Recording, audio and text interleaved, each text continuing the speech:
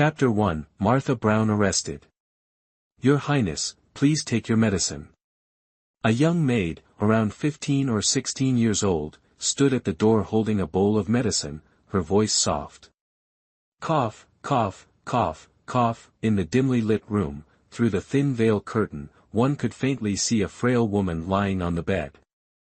This woman was the official wife of the second Prince Edward Smith, the legitimate daughter of Dinuan General Arthur Williams, Charlotte Williams. Why is it you? Where is Martha Brown? Charlotte Williams struggled to sit up, her long, silky black hair cascading freely down her back. Her pale face was devoid of color, yet she still retained an otherworldly beauty. Her delicate features, smooth skin, high nose bridge, deep eyes, and rosy lips made her breathtaking.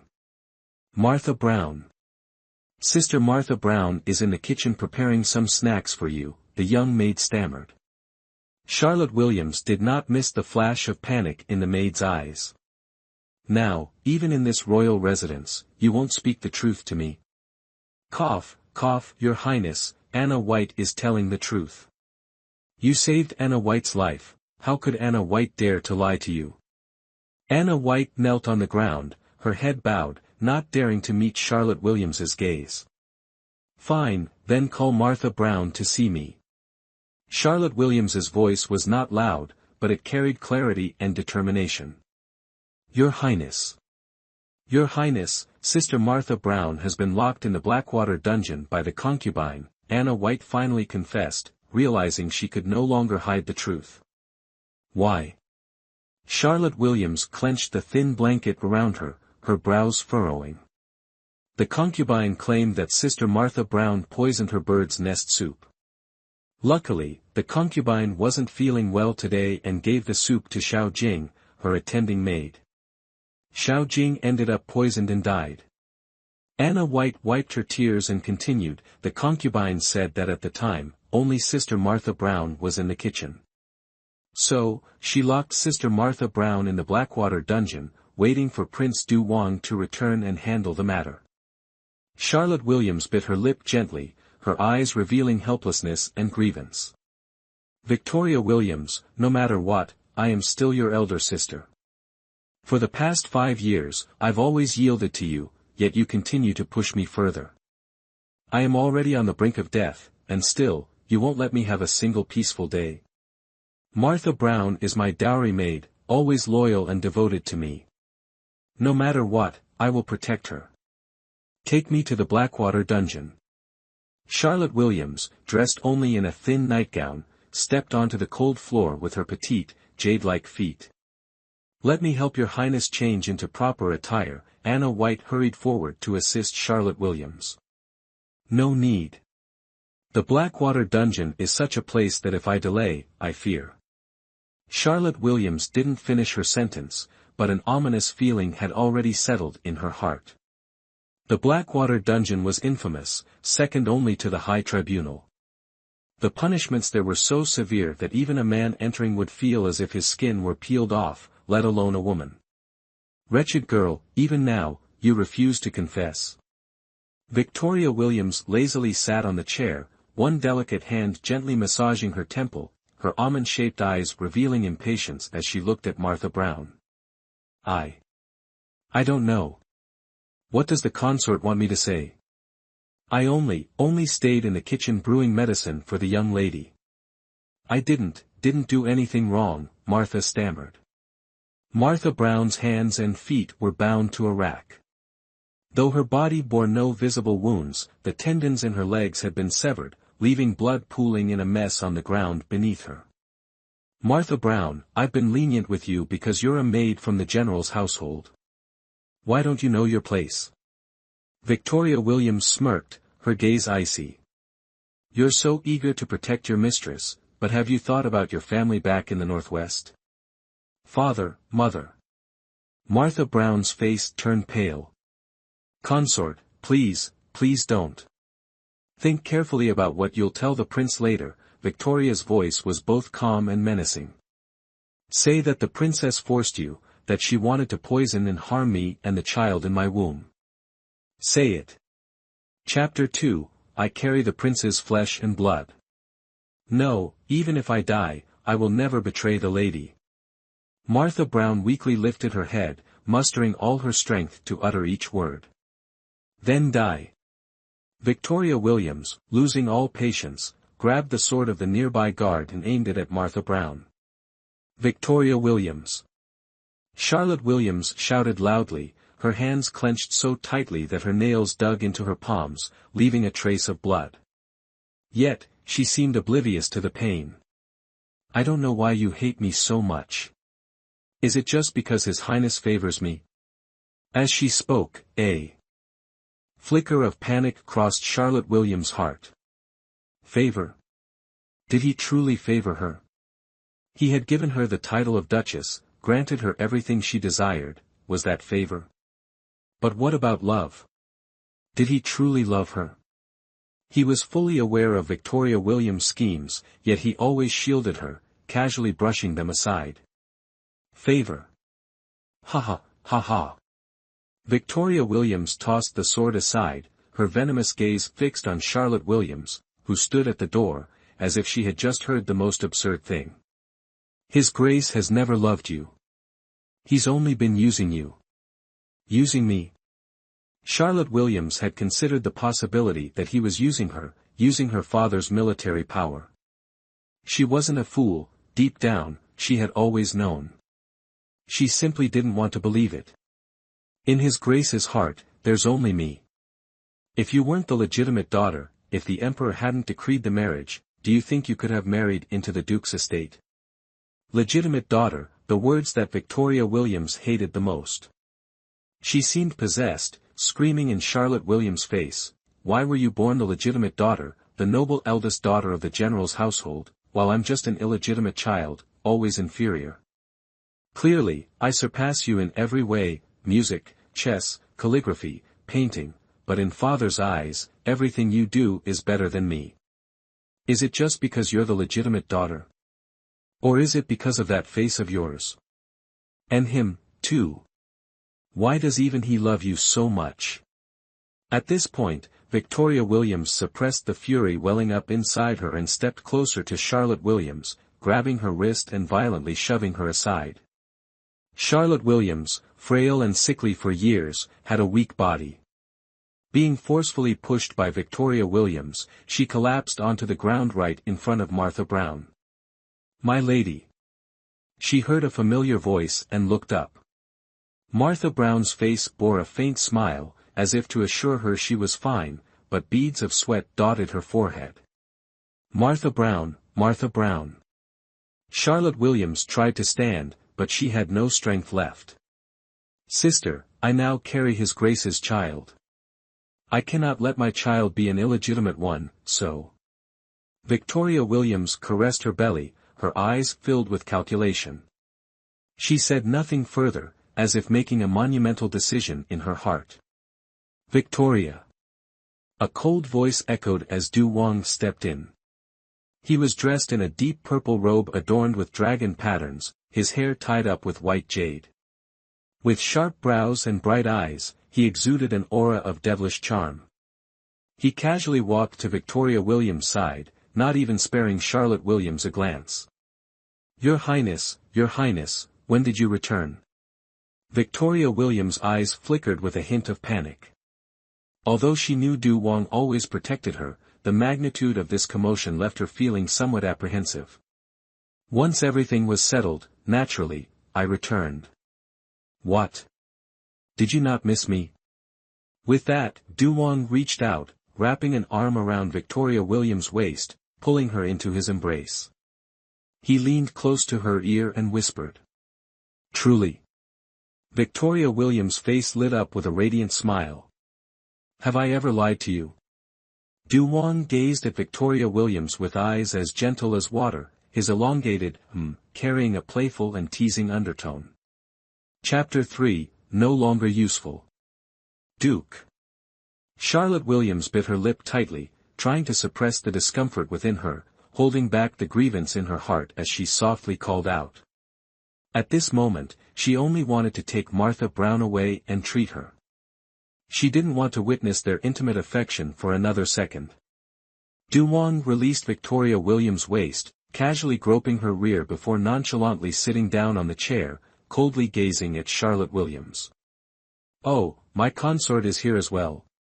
His voice was filled with mockery and disdain. Charlotte Williams' eyes brimmed with tears, struggling to keep them from falling. "Duke, I..." Before she could finish her sentence, Victoria Williams interrupted. "Duke, it's all because of this wretched servant. She dared to poison my bird's nest soup. Who knows who might have ordered her to do such a thing?" Victoria Williams coquettishly clung to Du Wang's sleeve, her eyes darting toward Charlotte Williams, who was kneeling on the ground. "Oh, is that so? A venomous-hearted servant like this should simply be killed." "Victoria, don't be upset." Hearing this, Charlotte Williams was about to explain when she saw Du Wang fling a poison dart, striking Martha Brown squarely in the chest. Martha Brown spat out a mouthful of fresh blood, her mouth agape yet unable to utter a word, before closing her eyes and breathing her last. Martha Brown, ah." Charlotte Williams let out a piercing cry, rushing forward to embrace Martha Brown as tears streamed uncontrollably down her face. Martha Brown had grown up alongside her, loyal and devoted. Charlotte had always regarded her as a sister, and now Martha Brown had died right before her eyes. Charlotte Williams' body trembled as she turned abruptly, glaring furiously. How could you kill her?" She took a step toward Du Wang, her gaze icy cold. "Should I, the Duke, need to explain myself to my consort for killing a mere servant?" Du Wang's commanding presence was unshaken, his contemptuous eyes fixed on Charlotte Williams. Never before had he looked at her this way. That gaze made her feel unfamiliar, terrified. Had he changed? Or was this his true nature all along? "Edward Smith, you bastard!" "Ack!" Charlotte Williams' fist barely touched Du Wang before he gripped her neck tightly, the force enough to leave her gasping for air. "Charlotte Williams, you've outlived your usefulness. I no longer need to pretend with you." He released his grip, and she collapsed weakly to the ground, panting, a crimson handprint etched onto her neck. "Pretend. So all the affection was a lie. You never loved me. What you wanted was my father's military power, so he could help you seize the throne, wasn't it?" Though she already knew the truth, she couldn't resign herself to it. She wanted to hear him say it with his own lips. "Charlotte Williams, you're not entirely foolish, but you've only guessed half of it." Du Wang crouched down, his fingers gently caressing her cheek, tidying her disheveled hair. "Staging a rebellion, raising an army, how could I possibly do such a thing? I merely discovered the Crown Prince's treason and reported it to the Emperor. Now, because of the Crown Prince and General Ding Yuan's rebellion, the Crown Prince has been deposed and imprisoned in the High Tribunal's dungeon, never to see the light of day again. As for General Ding Yuan, his entire household, except for you and Victoria, will be executed tomorrow at the 3rd quarter of noon." Charlotte Williams' head felt as though it had been struck by lightning, and a metallic taste surged in her mouth. "Impossible. My father would never commit treason. It's you. You must have framed him." Chapter, for neither alive nor dead. So what? If not, then what? Are those things still important? The victor becomes the king, the loser becomes the traitor. Father has always been in poor health. Because of the matter of deposing the Crown Prince, he grew furious and issued an edict for me to oversee the kingdom. With General Morgan's support, the empire of the Grand Dominion is already in my grasp. Ascending the throne is only a matter of time. Du Wang stood up, dusted off his robes, and looked down at Charlotte Williams with disdain. He was in a position of power, exuding the aura of a victor. "Father values me highly and has no resentment toward you or Victoria. You won't die." "Ah, no.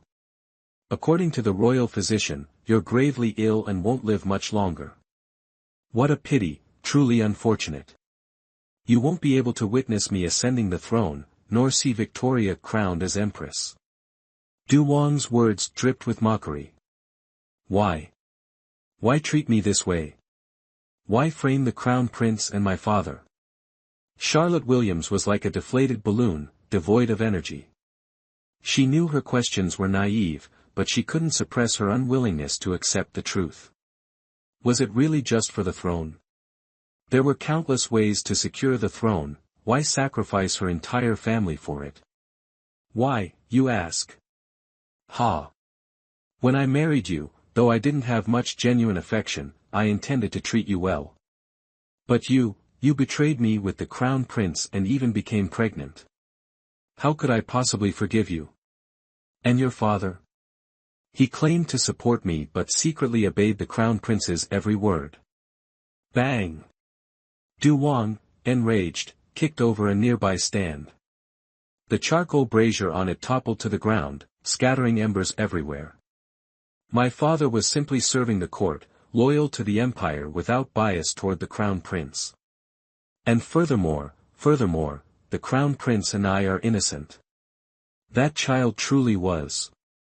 Charlotte Williams thought of her unborn child, the searing pain of her miscarriage surging back into her memory. At that time, Edward Smith had held her, softly comforting her, saying they could have another child in the future. But from that moment on, her health declined, and she could no longer conceive. Silence. I don't want to hear another word about your affairs. Du Wang's words cut off Charlotte Williams' train of thought. He strode toward the door, taking a deep breath in an attempt to calm himself. If the crown prince didn't love you, how could he have fallen so easily into my trap? And you claim innocence? How laughable. Du Wang cast a cold, murderous glance at Charlotte Williams. I'm tired. I'll go rest now. As for you, I leave you to Victoria's discretion. With that, he walked away without looking back. Sister, you heard it yourself. The prince has given me full authority to deal with you. Victoria Williams pulled a small dagger from her sleeve, crouching beside Charlotte Williams, playfully waving the blade before her eyes. Sister, tell me, if you were to lose that beautiful face of yours, would so many people still adore you? Humph. Just kill me. Want to die? I won't let you die so easily.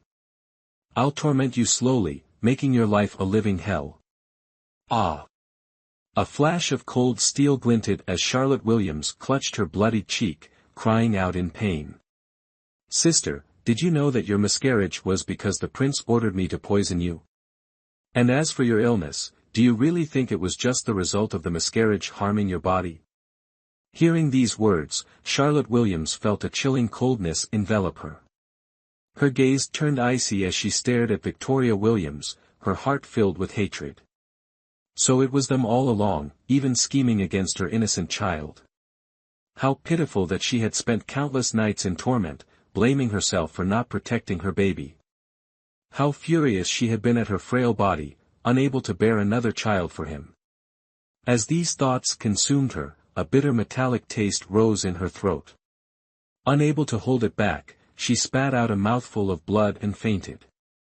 Chapter 5, Rebirth. The guard stepped forward, placing a hand under Charlotte Williams' nose to check. At this moment, she had stopped breathing. Concubine, the princess's breathing is very weak. She might not survive. Humph, useless. Victoria Williams let out a cold snort. To die so easily, how unsatisfying. Someone, throw her into the snake pit. Even in death, she must endure the ultimate pain. Understood. Two guards dressed in black responded, lifting Charlotte Williams and throwing her into the snake pit. Inside the pit were thousands of venomous snakes. The smell of blood on Charlotte Williams drew them out as they swarmed over her body, hissing eerily. At this moment, Charlotte Williams was already semi-conscious. Yet, she could still feel the icy sensation of the snakes slithering across her, followed by biting, tearing, pain, and numbness. In her daze, she saw her grandmother, father, mother, elder brother, Martha Brown, and even him. He was the crown prince of the Grand Dominion, the most trusted and favored son of the emperor, and the war god of the Grand Dominion, commanding an army of millions. The first time she met him, he was only 10 years old, with bright eyes and refined features, like a painting. However, he rarely smiled, resembling a stern teacher in a school. "Here, take this." Charlotte Williams pulled out a few fruit candies from her embroidered pouch and handed them to him. "I don't need it. Take it. My mother says eating sweets can cheer you up when you're feeling down." She stuffed the candies into his hand. "Thank you." Looking at her bright, flower-like smile, warmth filled his heart. "I'm Charlotte Williams, the eldest daughter of the general's household. My name is Alexander Smith." The moon was dim, its light casting shadows. A small boat floated on the lake. A gentle breeze brushed against Charlotte Williams' cheek as she opened her eyes and looked around. The sound of melodious music drifted through the air, like a celestial realm or a dream. "Charlotte, Charlotte."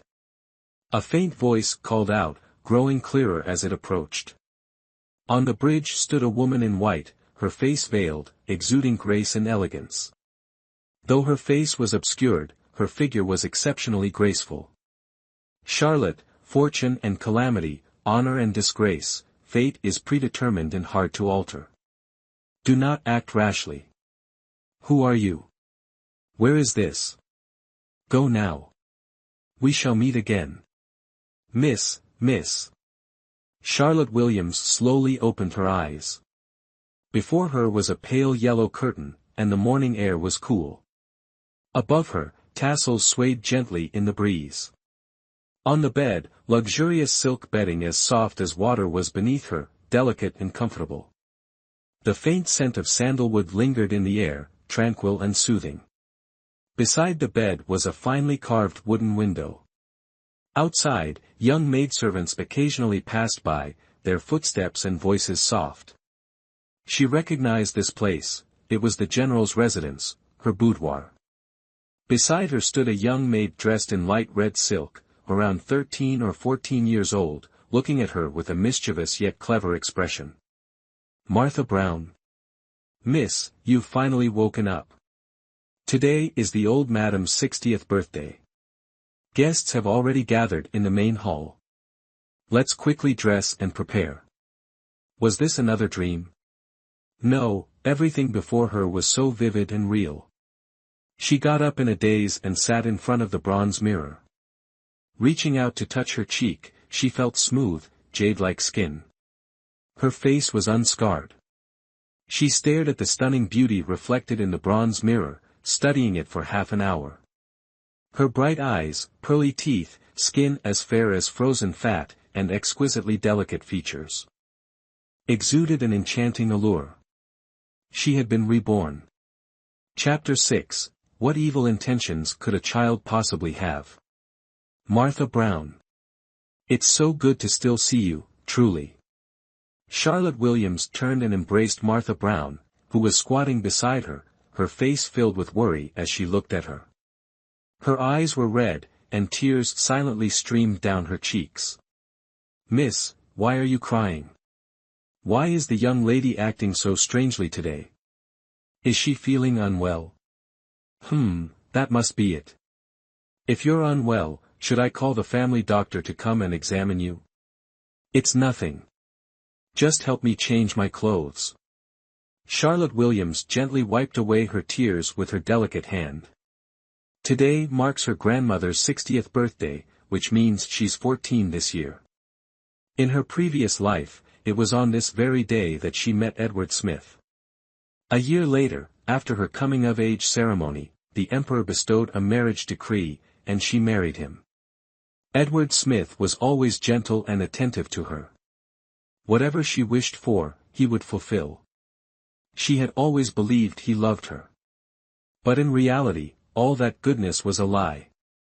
His deceit caused her to lose her child, her family, and even her life. "In this life, I will not let any of you go. Edward Smith, Victoria Williams, you will pay for everything you've done. Even if I must descend into the deepest pits of hell after death, I will never regret it. Mississippi. Martha Brown looked at Charlotte Williams's reflection in the bronze mirror. Her expression momentarily showed sorrow, then became filled with boundless hatred, her gaze as cold as the biting winter wind. Martha was startled and frightened. The young lady, who had always been gentle, polite, and refined, was now like this. She had never seen anything like it before. Charlotte Williams snapped out of her thoughts, concealing her bone-chilling coldness and replacing it with a faint smile. Let's go. Charlotte Williams wore a lotus-pink silk gown, lightly adorned with makeup, looking fresh and elegant. Instead of heading to the main hall, she leisurely strolled to the back garden and rested on a stone bench in a shaded pavilion. Martha Brown stood beside Charlotte Williams, while a young maid behind her carried a carved wooden box containing the gift for her grandmother, a tapestry titled Tapestry of Eternity, painstakingly embroidered by Charlotte herself. In her previous life, this Tapestry of Eternity was something Victoria Williams had instructed her to embroider. Although Charlotte knew her embroidery skills were subpar, she followed Victoria's suggestion that effort and sincerity mattered more than skill, and their grandmother would surely be pleased. Indeed, their grandmother was delighted and paid no attention to the quality of the embroidery. But then, during the banquet, Victoria Williams unveiled her own tapestry of immortality, and the room was abuzz with chatter. The second young lady's embroidery skills are truly far superior to the eldest's. Absolutely, and not only that, one tapestry symbolizes 100 years, while the other symbolizes eternal longevity. The thoughtfulness behind it is worlds apart. After the banquet, Victoria Williams feigned innocence and said, "Sister, I only mentioned it casually. I didn't expect you to actually embroider the Tapestry of Eternity. I didn't mean to compete with you, sister. It's just that I don't have a mother to guide me, and my monthly allowance is so meager that I could only make something with my own hands as a gift for our grandmother." Victoria Williams's birth mother, Grace Williams, was their father's concubine. This woman also had a penchant for appearing pitiable, much like Victoria herself. Every time they met, she would act frail and delicate. Unfortunately, Grace passed away from illness when Victoria was 8. Afterward, Victoria was raised by the main wife, who was kind-hearted, generous, and treated her with genuine care. Charlotte Williams had once cherished her younger sister, who was only a year her junior. After all, how could a child harbor ill intentions? Having a companion to play with was wonderful. Their mother had hired the best tutors to teach them music, chess, calligraphy, and painting. Whenever Charlotte didn't want to study, Victoria would help her skip lessons. Later, when their mother found out, Victoria even took the punishment on Charlotte's behalf. Chapter 7, The Useless Eldest Daughter. In the past, she was always moved to the point of foolishness, genuinely cherishing this younger sister. As long as her sister acted coy or pitiful, no matter what she did, she would always forgive and trust her. But now, things were different. She had come to understand. Victoria Williams had deliberately hindered her education, which was why, on many occasions later, she was overshadowed by this younger sister. Everyone said that the second young lady of the general's residence was proficient in all the arts, music, chess, calligraphy, painting, and was stunningly beautiful. Meanwhile, she, the eldest young lady, was deemed useless, possessing nothing but her outward appearance. But Victoria Williams didn't know that Charlotte Williams skipped lessons not because she didn't know or didn't want to learn, but because she already knew everything. She found it a waste of time and preferred to go out instead. Moreover, she wasn't going out to play, but to learn horseback riding and archery with her elder brother. Perhaps it was because her father was a great general that, from a young age, Charlotte Williams was deeply influenced by the idea that daughters didn't necessarily have to be gentle and delicate. They could also be bold and heroic, galloping on horseback, wielding whips, and living freely. Her elder brother, though fond of her, was concerned that a girl neglecting feminine skills in favor of horse riding might harm her reputation. But unable to resist Charlotte Williams' persistent pleading, he eventually agreed. Thus, this became a secret shared between Charlotte Williams and her elder brother. "Miss, aren't we heading to the front courtyard?" "The banquet seems to be starting soon," Martha Brown asked, puzzled. She couldn't understand why her usually lively mistress was acting differently today. "We'll go after the banquet begins." Charlotte Williams deliberately planned to arrive late to avoid Edward Smith. She remembered that in her past life, Edward Smith had brought a congratulatory gift on behalf of the Emperor, stayed briefly, and left without attending the banquet afterward. It was only when she went to pay respects to her father and uncles that she saw Edward Smith. He was dressed in a dark ceremonial robe, with a jade pendant carved with a dragon hanging from his waist. On the back of the pendant was his name. Edward Smith's gaze was clear, and his lips curved in a faint, pleasant smile. She had stolen a glance at him before hurriedly retreating. "It's about time. Let's go." Charlotte Williams stood up, adjusted her dress, and walked briskly toward the front courtyard. Martha Brown and the little maid hurriedly followed behind. At the front courtyard, the banquet had already begun. Charlotte Williams scanned the room. Her father, uncles, elder brother, and a few of her father's close colleagues were present, but Edward Smith was nowhere to be seen. Charlotte greets father, uncles, and esteemed elders. Charlotte Williams stepped forward, slightly bowed, and respectfully saluted. "Good, now go greet your grandmother." Her father smiled at Charlotte Williams, waved his hand lightly, and glanced toward the inner hall, signaling her to proceed. Charlotte Williams entered the inner hall. The lively chatter among the ladies immediately quieted down. "Grandmother, Charlotte greets you. Wishing grandmother brilliance like the sun and moon, and longevity like the pine and crane." Charlotte Williams gracefully lifted her dress, knelt, and bowed deeply. "Oh dear, my sweet granddaughter, quickly rise and come sit by me." Her grandmother, dressed in a luxurious brown silk robe with an elegant hairstyle adorned with a gold and turquoise plum blossom hairpin, exuded both dignity and warmth. She sat upright in the seat of honor but looked at Charlotte Williams with kind eyes, extending a hand to hold hers. "Charlotte, why are you late today?" Though phrased as a question, her concern was evident in her tone.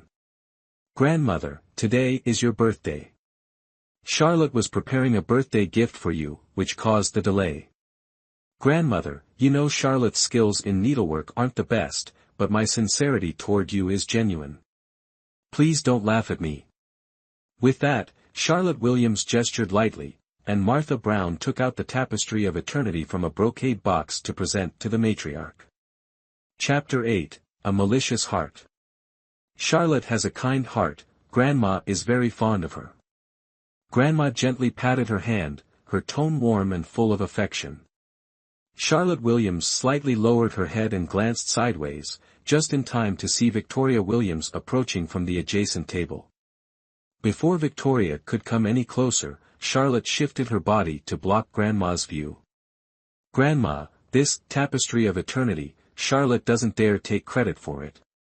It's all thanks to my younger sister Victoria, who came up with the idea. She said Grandma wouldn't mind if Charlotte's embroidery skills weren't perfect, as long as the sentiment was sincere." "Good, good, you're both such good children." The elderly lady's face softened even more, her smile growing wider. After speaking, Charlotte turned around and pretended to search for something, conveniently catching sight of Victoria standing behind her. Victoria's face was pale, and she seemed ready to leave. "Victoria, dear sister." Charlotte's voice wasn't loud, but it was clear enough for Victoria and others nearby to hear distinctly. If Victoria were to take out her tapestry of immortality now, others might suspect her of having ill intentions, deliberately trying to upstage her elder sister. She had planned to wait until after the banquet to present it to Grandma privately. Though it wouldn't earn her public praise over Charlotte, it would still bring joy to Grandma. But just as she took a step to leave, Charlotte called her name. Grinding her teeth in frustration, Victoria suppressed the anger bubbling inside her. When she turned around, her face was calm, her expression sweet and cheerful. Sister, Grandma. Victoria, dear sister, what gift have you prepared for Grandma? You've been so secretive about it. Can you show it to me now? Charlotte's deep eyes sparkled as she grabbed Victoria's hand, her smile radiant. This. Victoria felt like she was about to burst with anger at Charlotte's words. The smile on her face stiffened. This fool. Not only did she bring up the gift, but she also deliberately accused her of hiding it. If she were to take out the tapestry of immortality now, she feared she'd be deemed guilty of malicious intent. Her mind raced, trying to find a way out. But Charlotte didn't intend to give her the chance to escape. Feigning innocence, she moved behind Victoria and retrieved the tapestry of immortality from Emma, Victoria's personal maid. Charlotte winked at Martha Brown, who immediately stepped forward, unfurling the tapestry of immortality for everyone to see. Victoria's face turned ashen, but it was too late to stop them. She could only grit her teeth and step forward to respond. Grandma, Victoria embroidered a tapestry of immortality for you. Victoria's voice was as soft as a mosquito's buzz, but everyone still heard her. The banquet erupted into a flurry of murmurs and whispers. Oh, it's the tapestry of immortality, huh? The embroidery skills here are truly much better than those of the eldest young lady. Humph, no matter how good the embroidery is, it can't compare to the scheming of the second young lady. That's right. Forcing the eldest sister to embroider the tapestry of eternity while embroidering the tapestry of immortality herself, wasn't that deliberately making things difficult for her? Victoria Williams was just about to explain when she caught the icy gaze of the old madam and immediately fell silent. Ahem, thank you, ladies, for coming to celebrate this old one's birthday. However, due to my advanced age and frail health, I must excuse myself to rest in the inner courtyard. Please, feel free to enjoy yourselves. With a slight nod, Tracy Turner, the old madam's attendant, stepped forward to support her as she departed. After the banquet, Charlotte Williams donned a white men's outfit. Her green hair was tied up high, her brows naturally vivid without the need for makeup, and her lips red without rouge. Though lacking a touch of allure, she exuded an air of elegance and charm. Charlotte Williams strolled along the bustling streets of the capital with Martha Brown by her side. She knew that Victoria Williams would undoubtedly come looking for her to explain, but at the moment, she had no desire to see that hypocritical face. Watching the lively crowd on the street, she felt as though she had lived through an entire generation. Her heart no longer felt as heavy as it once did. Everything is just beginning, Victoria Williams. Just you wait. Chapter 9, Danger on the Long Street. Miss, be careful. Martha Brown pulled Charlotte Williams close to the wall, clutching her chest, panting heavily, still shaken with fear. Charlotte Williams followed Martha Brown's gaze and saw a dark red horse rampaging madly down the street. The entire street was in chaos, filled with the sound of hooves and the cries of children. Martha Brown, that horse is frightened. We must help before it causes harm to others.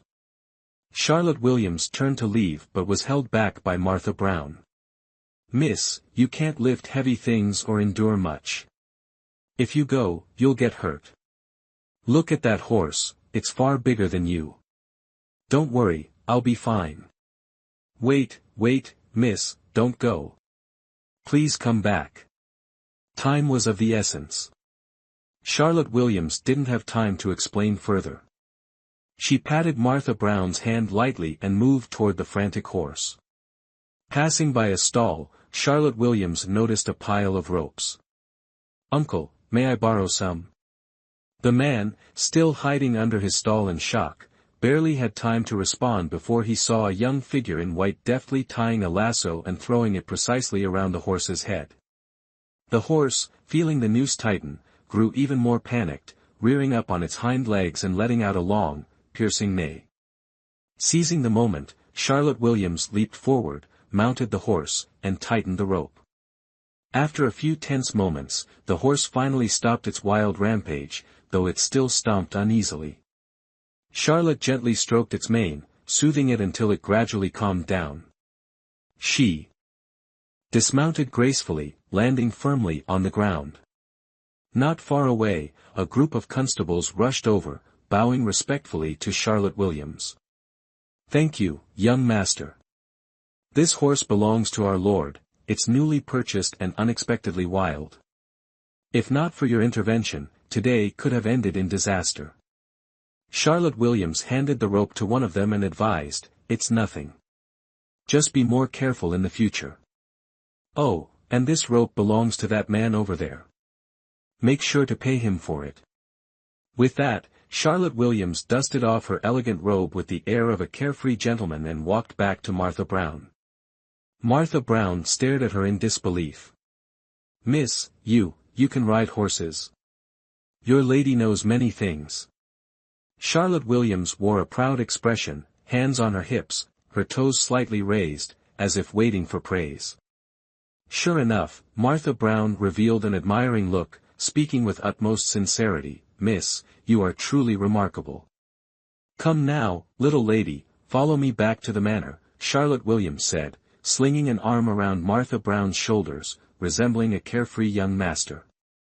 "Miss, why have you become like this now?" Martha Brown's face flushed red, a mix of embarrassment and anger. "It's fine. I'm just wearing men's clothing. Who would recognize me anyway? Miss. Call me young master." The two master and servant gradually walked away. Upstairs in the private room of Tu Hien, a man watched their retreating figures, the corners of his mouth lifting into a smile. "Interesting. This is becoming more and more intriguing. Master." A servant entered, bowing respectfully. "Compensate for all the damages on this street," the man ordered. "Understood." The servant exited the room, closing the door behind him. The man lowered his gaze, fiddling with the teacup in his hand, his eyes filled with meaning as he stared at a painting on the table. In the painting, a woman wore a half-black, half-gold mask, her gaze cold and clear, her deep eyes captivating. She was dressed in red velvet, her hair styled in a high bun adorned with a gold hairpin, exuding both heroic spirit and allure. On the back of her right hand, which gripped the frostbane sword, a faintly visible red spider lily could be seen. "Charlotte. Charlotte Williams." The man murmured. Chapter 10, "Do you have someone in your heart?" Hurry up, hurry up. Miss, please slow down." Charlotte Williams and Martha Brown cautiously glanced around, ensuring no one was nearby before stealthily moving forward. As soon as they stepped into the courtyard, a gentle voice rang out. Though not loud, it startled them both. "Charlotte! Are you sneaking out again?"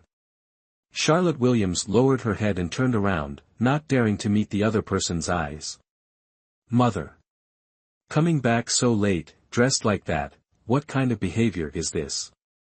Whether in her past life or this one, her mother had always been strict, forbidding her from leaving the estate freely and preventing her from interacting with strangers, even women. From a young age, she had been like a caged canary. She deeply admired her elder brother and younger sisters, who could roam freely. Whenever they shared fascinating stories about the capital, she would listen intently. As she grew older, she often sneaked out, and being caught by her mother became a regular occurrence.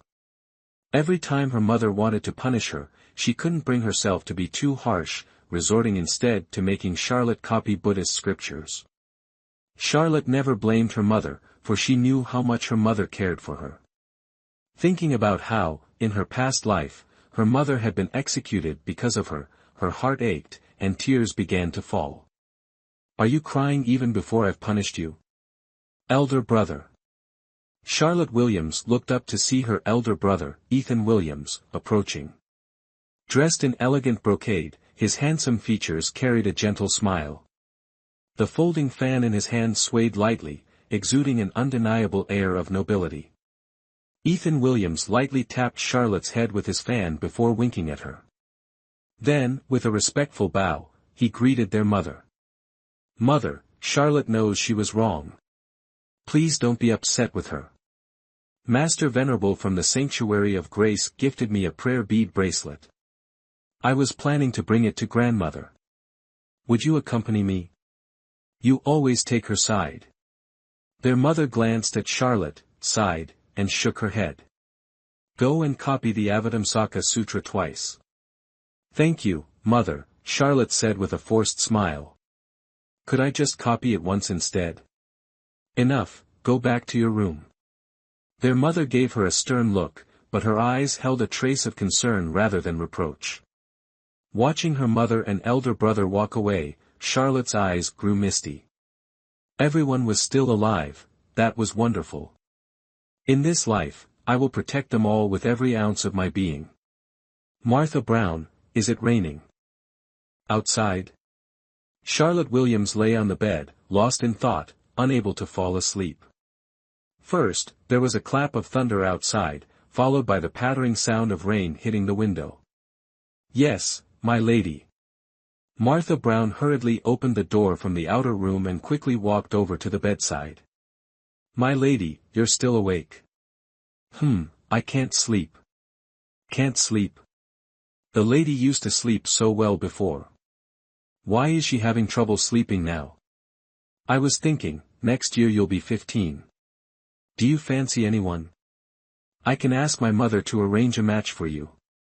Charlotte Williams sat up straight and looked at Martha Brown seriously. My lady, do you not need me anymore? Martha Brown isn't going anywhere. Martha Brown has been by your side since childhood and wishes to serve you forever. As soon as Martha Brown heard her lady mention marriage, she panicked, breaking into a sweat and hastily expressing her loyalty, almost swearing an oath. Charlotte Williams couldn't help but laugh at Martha Brown's worried expression. All right, I won't send you away. But if you ever meet someone you like, you must tell me. Yes, thank you, my lady. Rest early. Martha Brown got up, drew the bed curtains, and slowly left, gently closing the door behind her. In her past life, Martha Brown had followed her into the Duke's estate, remaining loyal and dedicated, only to meet a tragic and unjust end. If only she hadn't brought her into the Duke's estate back then. If only she had arranged for her to marry someone earlier, perhaps things would have turned out differently. Chapter 11, Morgan Estate. In front of the desk, Charlotte Williams stretched her body with a long sigh. Ugh. When will I finish copying this? It's already been 3 days. Martha Brown brought over a cup of hot tea and some snacks for Charlotte Williams. My lady, how about taking a break? Have a bite to eat and let this servant help you write for a while. Great idea. Hearing this, Charlotte Williams quickly set her pen down, leaned back onto the bed, hugged her blanket, and let out a soft, contented sigh. Ah, nothing's more comfortable than being on the bed. Watching her lady's series of actions, so fluid and natural, Martha couldn't help but think it had all been premeditated. She had only been polite, yet her lady had taken it seriously. Martha Brown pouted with a helpless expression. Just as she sat down and was about to begin writing, Victoria Williams entered the room, bringing Emma along. This servant greets the second young lady, Martha Brown said, standing up to curtsy. Sister, I have something to discuss with you, Victoria Williams said with an innocent, sweet smile. Hearing the commotion, Charlotte Williams, who was lounging on the bed, turned her gaze toward Victoria Williams. Her deep eyes revealed no clear emotion. Victoria stood at the door, caught in an awkward position, feeling a little uneasy under her sister's stare but trying to maintain her composure. Sister, why are you looking at me like that? Sister, are you still upset about me gifting the tapestry of immortality to grandmother on her birthday? Sister, Before Victoria could finish, Charlotte interrupted, you're overthinking it, dear sister. I was just admiring how much more beautiful and charming you've become since the last time I saw you. Disgusting. I want to vomit. If I didn't want to avoid falling out with you too soon, would I even bother pretending to be polite? You mentioned you had something to discuss. Charlotte casually asked as she popped a snack into her mouth. The corner of Victoria's mouth twitched as she took a deep breath to suppress her anger, shamelessly sitting down on a chair. "Sister, it's about the second young lady of the Morgan household. Today is her coming-of-age ceremony. I've already asked Mother for permission. She said I could go with you and our elder brother," Charlotte Williams said as she placed the pastry down, wiping the corner of her mouth with a handkerchief. She looked at Victoria Williams with a hint of meaning in her eyes. "Did the Morgan Manor's invitation only arrive today?" It came 2 days ago," Victoria Williams stammered, barely managing to get the words out. News from 2 days ago, yet Victoria deliberately waited until the last minute to mention it. Wasn't this just her way of ensuring I had no time to prepare? Even so, I must attend the Morgan Manor event. In my past life, Edward Smith had mentioned receiving General Morgan's support. This time, I must intervene. The Grand Dominion's army is divided into 4 main divisions. The first division is stationed at the southern border, led by General Nathaniel Stormwind. However, he is now in his 70s, and his grandson, Major General Kevin Stormwind, currently holds command. The second division is stationed at the northern border, commanded by General Victor Morgan. While he oversees the frontier, his wife and 2 daughters reside in the capital. Today marks the coming-of-age ceremony for the second daughter, Susie Morgan.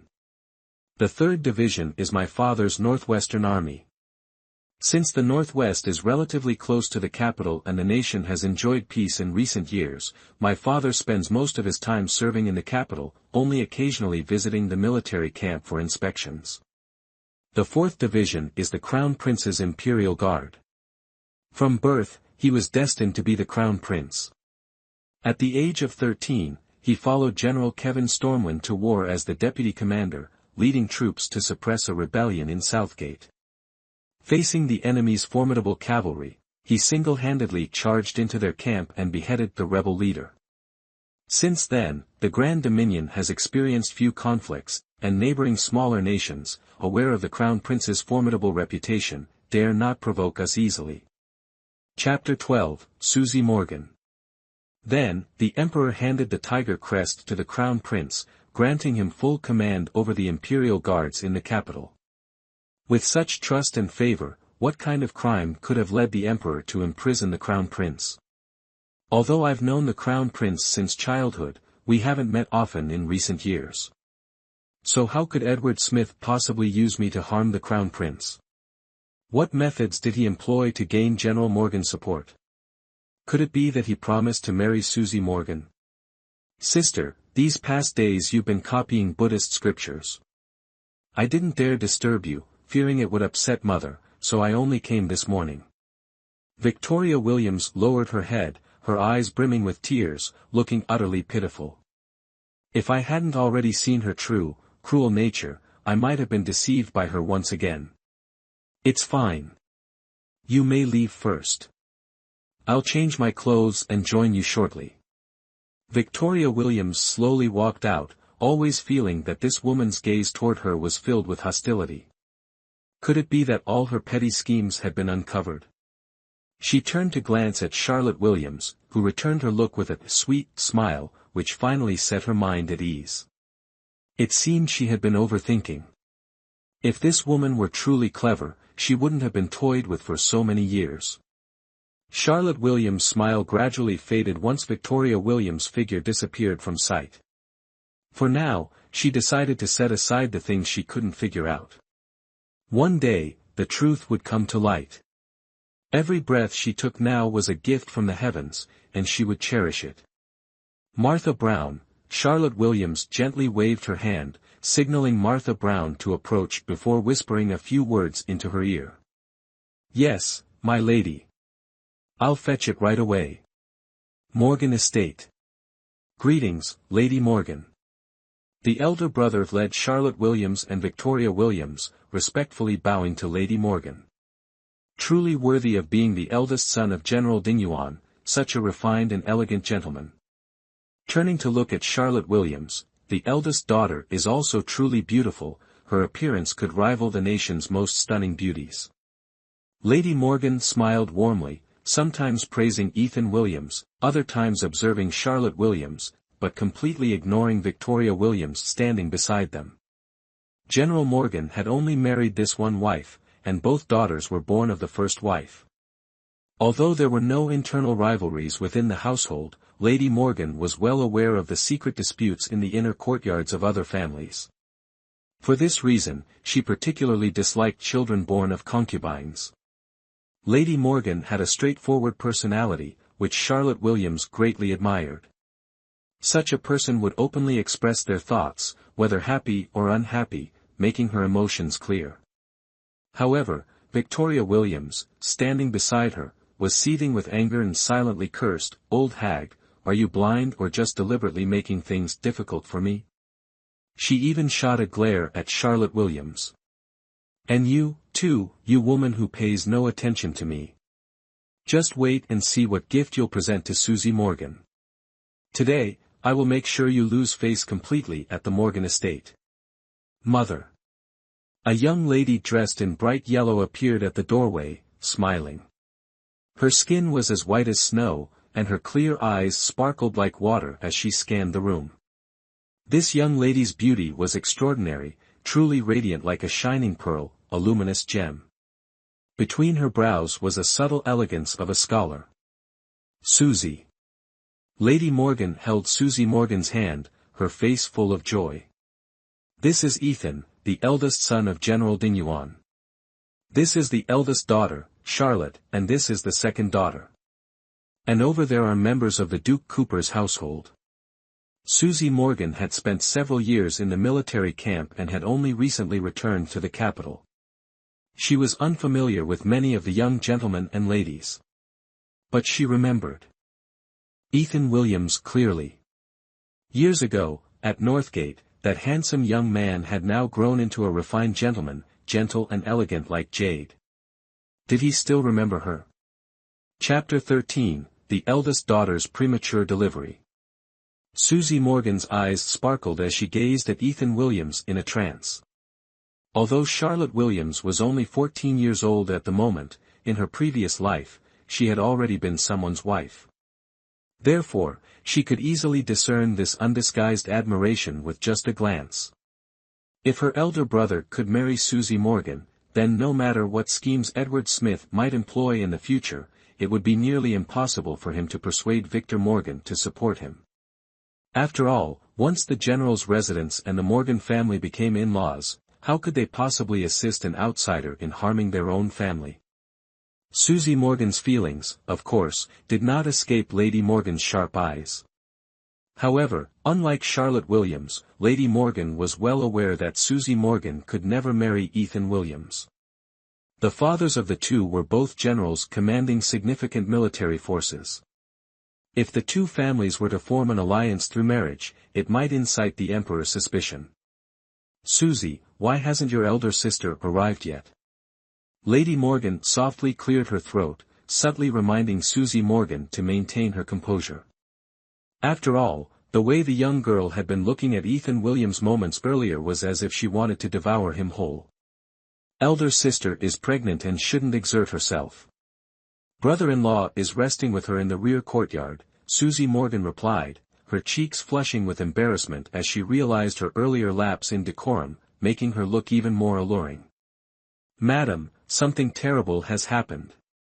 The eldest miss is experiencing severe abdominal pain." A servant rushed in, drenched in sweat and panting heavily.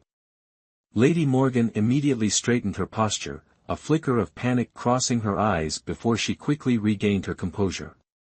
"Hurry, summon the physician from the residence to examine her. Instruct the maids and servants to clean up the west wing to prepare for the delivery.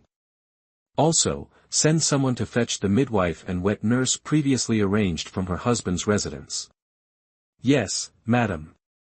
The servant, now having clear instructions, left promptly, no longer as flustered as before. Indeed, Lady Morgan, as the wife of a general, possessed a decisiveness and calm demeanor that ordinary women lacked. Had it been the frail wives of other households, they might have already lost all sense of direction. "Susie, today is your coming-of-age ceremony. The young gentlemen and ladies have all come here for you. Entertain them well while I go check on your elder sister, Lady Morgan instructed. After nodding to the guests, she left the room. Susie Morgan's face was filled with worry. After all, childbirth was inherently dangerous, and her sister was also giving birth prematurely. She stood frozen in place, her brows furrowed tightly, unsure of what to do. For a long time, she didn't say a word. Charlotte Williams approached her, holding her hand and speaking softly, "Don't worry, your sister will definitely be fine. How about I go with you to check on her?" "It's better than you standing here overthinking," Charlotte suggested. "Really? But here." Susie Morgan hesitated. She desperately wanted to see her sister, but leaving the guests behind would undoubtedly be impolite. "When I came in earlier, I passed by the garden and noticed the flowers are in full bloom. Why not invite everyone to take a stroll in the garden?" Charlotte proposed. Then, turning to the group, she added, "Moreover, I heard that General Morgan's residence has many rare beasts brought back from Northgate. We've never seen such creatures before, so it's a perfect opportunity to broaden our horizons." "That's a great idea. Let's go for a walk," someone chimed in. Yes, I've heard there's a magnificent red peacock in the Morgan estate." "Let's go." "I'll join too," another guest exclaimed. Everyone, who had been feeling awkward and unsure of what to do after the earlier commotion, now had an excuse to leave, thanks to Charlotte Williams' suggestion. They eagerly followed her lead. "Victoria, let's go take a walk too," Ethan Williams said. Without waiting for Victoria Williams to respond, he strode out the door. Victoria Williams wanted to follow Charlotte Williams to see what she was up to, but Ethan Williams was already waiting outside. Reluctantly, she gave up, stomped her foot in frustration, and followed him to the rear garden. Chapter 14, Essence Elixir. "Thank you." Susie Morgan, who had grown accustomed to the military camp environment, had a somewhat carefree personality. In terms of social etiquette, she truly couldn't compare to Charlotte Williams. "Let's go, I'll accompany you to visit elder sister." "Madam, the eldest miss has delivered prematurely." The physician knelt on the ground, trembling with fear, as if standing on the edge of an abyss. "Moreover, the eldest miss's pulse is weak and unstable, her body lacks strength. If she falls unconscious during childbirth, both mother and child could be in grave danger." Madame Morgan felt her head spinning. "Impossible, my daughter will surely give birth to Lynn safely." She turned to hold the hand of the eldest miss, speaking softly to comfort her, "Susie, mother believes in you, you will be fine." Behind the silk curtain, Sophia Morgan lay on the bed, drenched in sweat, completely drained of energy. A sharp wave of pain surged through her, contorting her features in agony. Her hands gripped the corner of the blanket tightly, her hoarse voice crying out in torment. The midwife lifted her gown, continuously wiping away the fresh blood that wouldn't stop flowing, her own forehead dripping with sweat. Outside the door, Henry Carter, the son-in-law of the Morgan household, paced back and forth anxiously. His hands were clenched into fists, his face pale, lips dry, and forehead dotted with beads of sweat. "Brother-in-law, how is my sister?" Susie Morgan asked worriedly. She desperately wanted to go in and check, but as an unmarried young lady, she couldn't enter the birthing room. "The physician said your elder sister's body is too weak, and her life is at risk." Although Henry Carter held no official position, he was a renowned merchant in the capital. Nearly every town in the Grand Dominion had one of his shops. It was said that his wealth rivaled that of the nation itself. From the bedroom, Sophia Morgan's agonized cries rang out once more. The midwife lifted her gown again, her eyes suddenly widening in shock. Her voice trembled as she spoke, "Madame Morgan, the young mistress is showing signs of hemorrhaging. Please decide quickly, save the mother or the child. If we delay any longer, we may lose them both. Save the mother." Madame Morgan almost shouted without hesitation, for nothing was more important than her daughter's life. She turned to the physician and said, "Go, inform the son-in-law immediately." "Yes, madam." Fu Yi wiped the sweat off his forehead and hurriedly walked away. "How is it?" Seeing Fu Yi come out, Henry Carter asked anxiously. "Master, the eldest lady shows signs of hemorrhaging. At the moment, we can only save the mother by giving up the child." All right, no matter what method you use, you must save Susie's life," Henry Carter said without hesitation.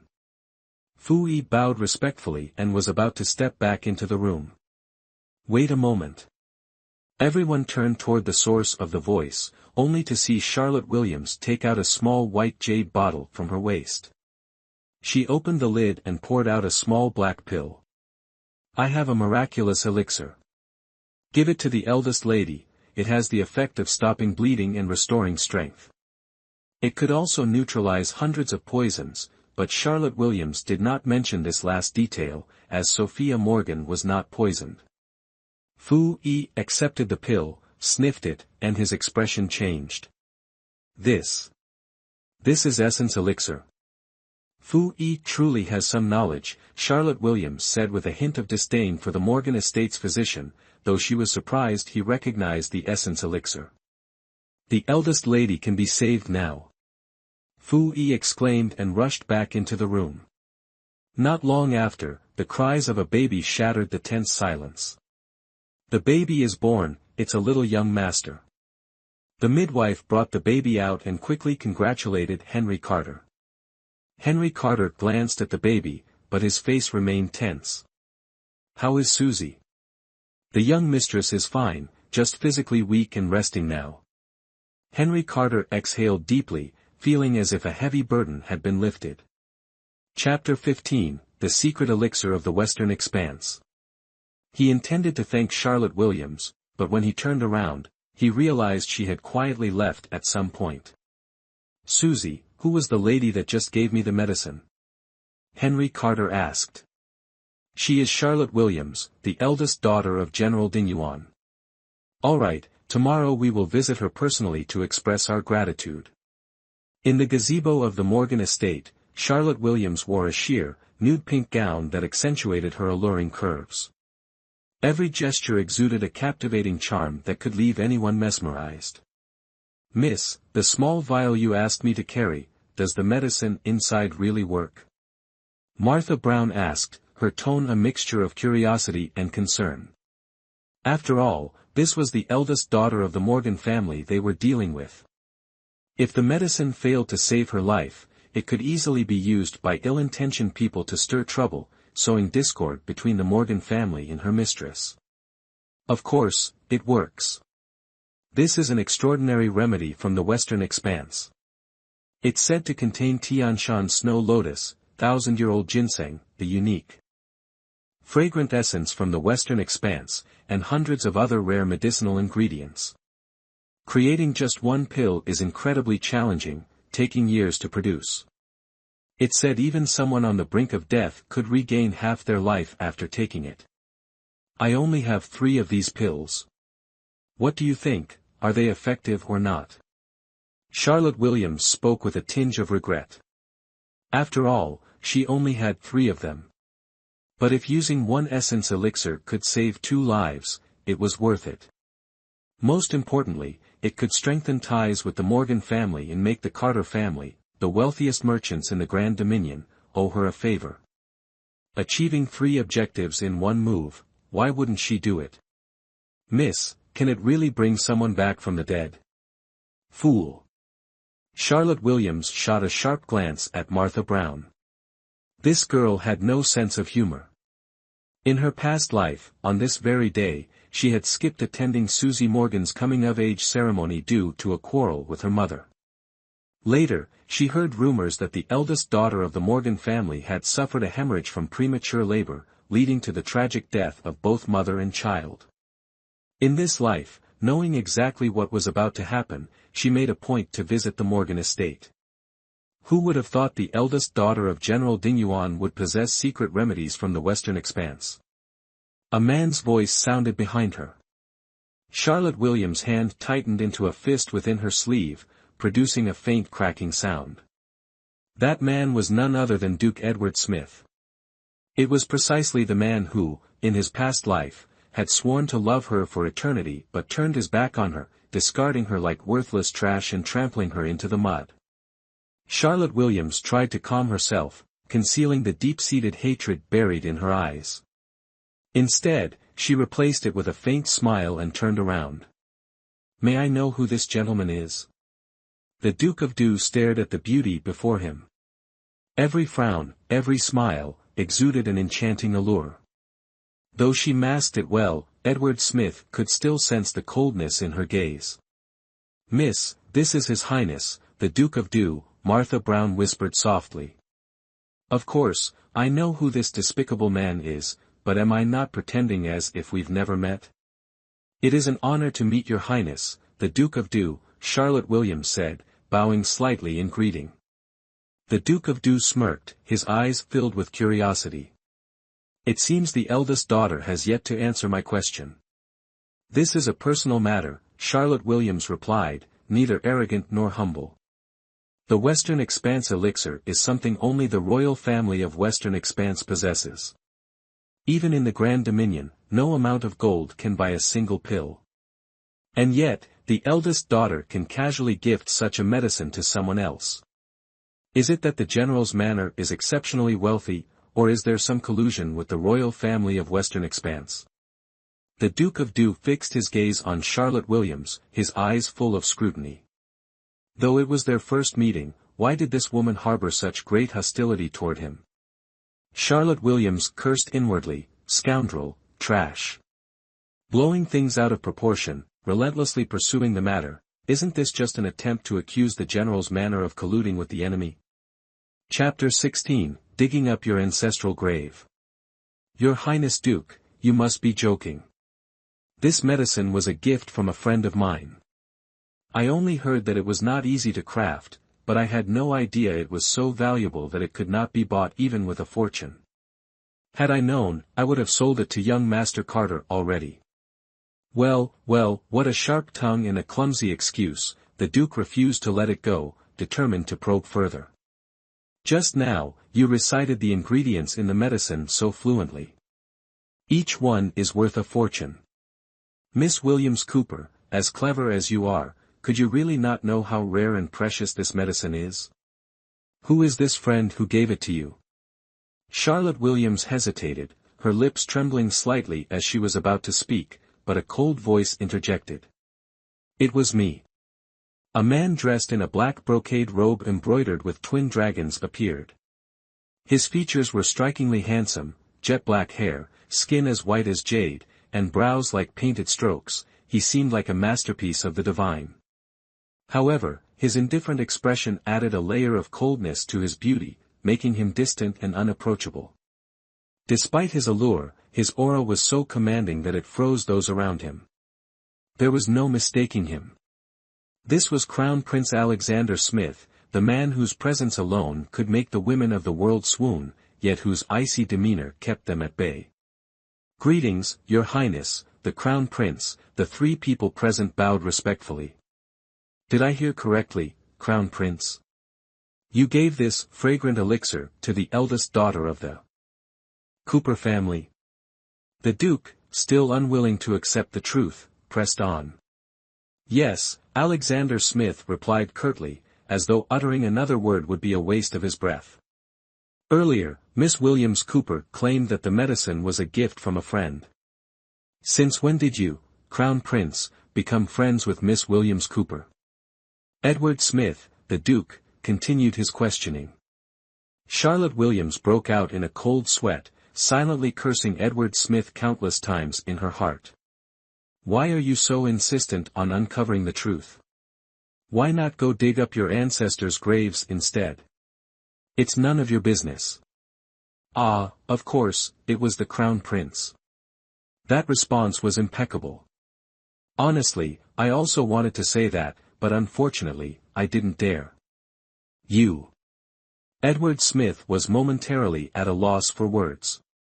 He had only intended to probe Charlotte Williams a little, but he hadn't expected the Crown Prince to intervene, directly shielding her. This unexpected turn left him unsure of how to proceed. Charlotte Williams glanced between the two men, unsure how to bring this awkward conversation to an end. Why were these two gathered here today? In her previous life, this never happened. Could it be because she gave Sophia Morgan the essence elixir, altering fate, and thus caused these unprecedented events? It seemed that relying solely on memories from her past life wouldn't suffice anymore.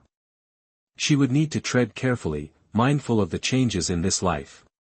Greetings, Your Highness, the Crown Prince. Greetings, Your Highness, the Duke, a voice broke the tense atmosphere. It was her elder brother and Victoria Williams. Victoria's eyes sparkled with admiration as she gazed at the Crown Prince, her cheeks flushed, and her dimples glowing with joy. Was she treating the Crown Prince like some rare delicacy? Her drool was practically about to spill. Brother, I still have matters to attend to. Please excuse me, Edward Smith said, knowing full well that offending the Crown Prince was not an option. Seeing an opportunity to retreat, he seized it. Your Highness, the Crown Prince, my elder brother has arrived. I also request permission to return to the estate. Charlotte Williams bowed quickly, eager to leave the scene. Charlotte, do you see me as a flood or a ferocious beast? The Crown Prince's voice was calm, but his gaze was as gentle as flowing water. Ethan Williams, her elder brother, looked utterly stunned. Was this still the Crown Prince he knew? The same ruthless war god with a heart as cold as steel? That gaze, that tone of voice, was there something going on between his sister and the Crown Prince? Charlotte's face remained emotionless, neither happy nor sad. My family's teachings are strict. If I return too late, my mother will be displeased. I ask for your Highness's understanding. Chapter 17, Enticing the Crown Prince. Big brother, let's go. Charlotte Williams tugged at Ethan Williams, who was still in a daze, while Victoria Williams, beaming with delight, hurriedly followed them out. Little sister, do you know the Crown Prince? Ethan Williams had held back his curiosity the entire way but finally couldn't restrain himself and asked. We've met before. Charlotte Williams didn't want to lie to her elder brother, but in front of Victoria Williams, she also didn't want to go into too much detail. But the Crown Prince called you Charlotte. Isn't that a bit too familiar? Her elder brother was clearly dissatisfied with her vague response. Maybe the Crown Prince is just someone easy to get along with. Ethan Williams guessed that his little sister didn't want to elaborate, so he didn't press further. But the more she avoided the topic, the more it confirmed his suspicions. There must be something between his sister and the Crown Prince. Otherwise, why would she feel the need to hide it? In truth, Charlotte Williams and the Crown Prince had no secrets that couldn't be shared. Years ago, when she was just 5, she had met the Crown Prince several times at the Marquis of Ninggua's residence. Her mother and the Marchioness were close friends, so her mother would occasionally bring her along as a guest. Coincidentally, he was always there. At the time, she didn't know that the Marquis of Ningua was his uncle, nor did she know that he was the Crown Prince. He had introduced himself as Alexander Smith. Charlotte Williams would always call him Brother Alexander, and whenever he seemed unhappy, she would tell him jokes to cheer him up.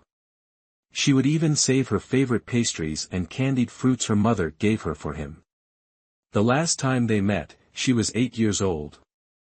Before heading off to the Southgate battlefield, he had secretly snuck into her boudoir to give her an essence elixir, promising her that he would return soon. It was only then that she learned he was the Crown Prince.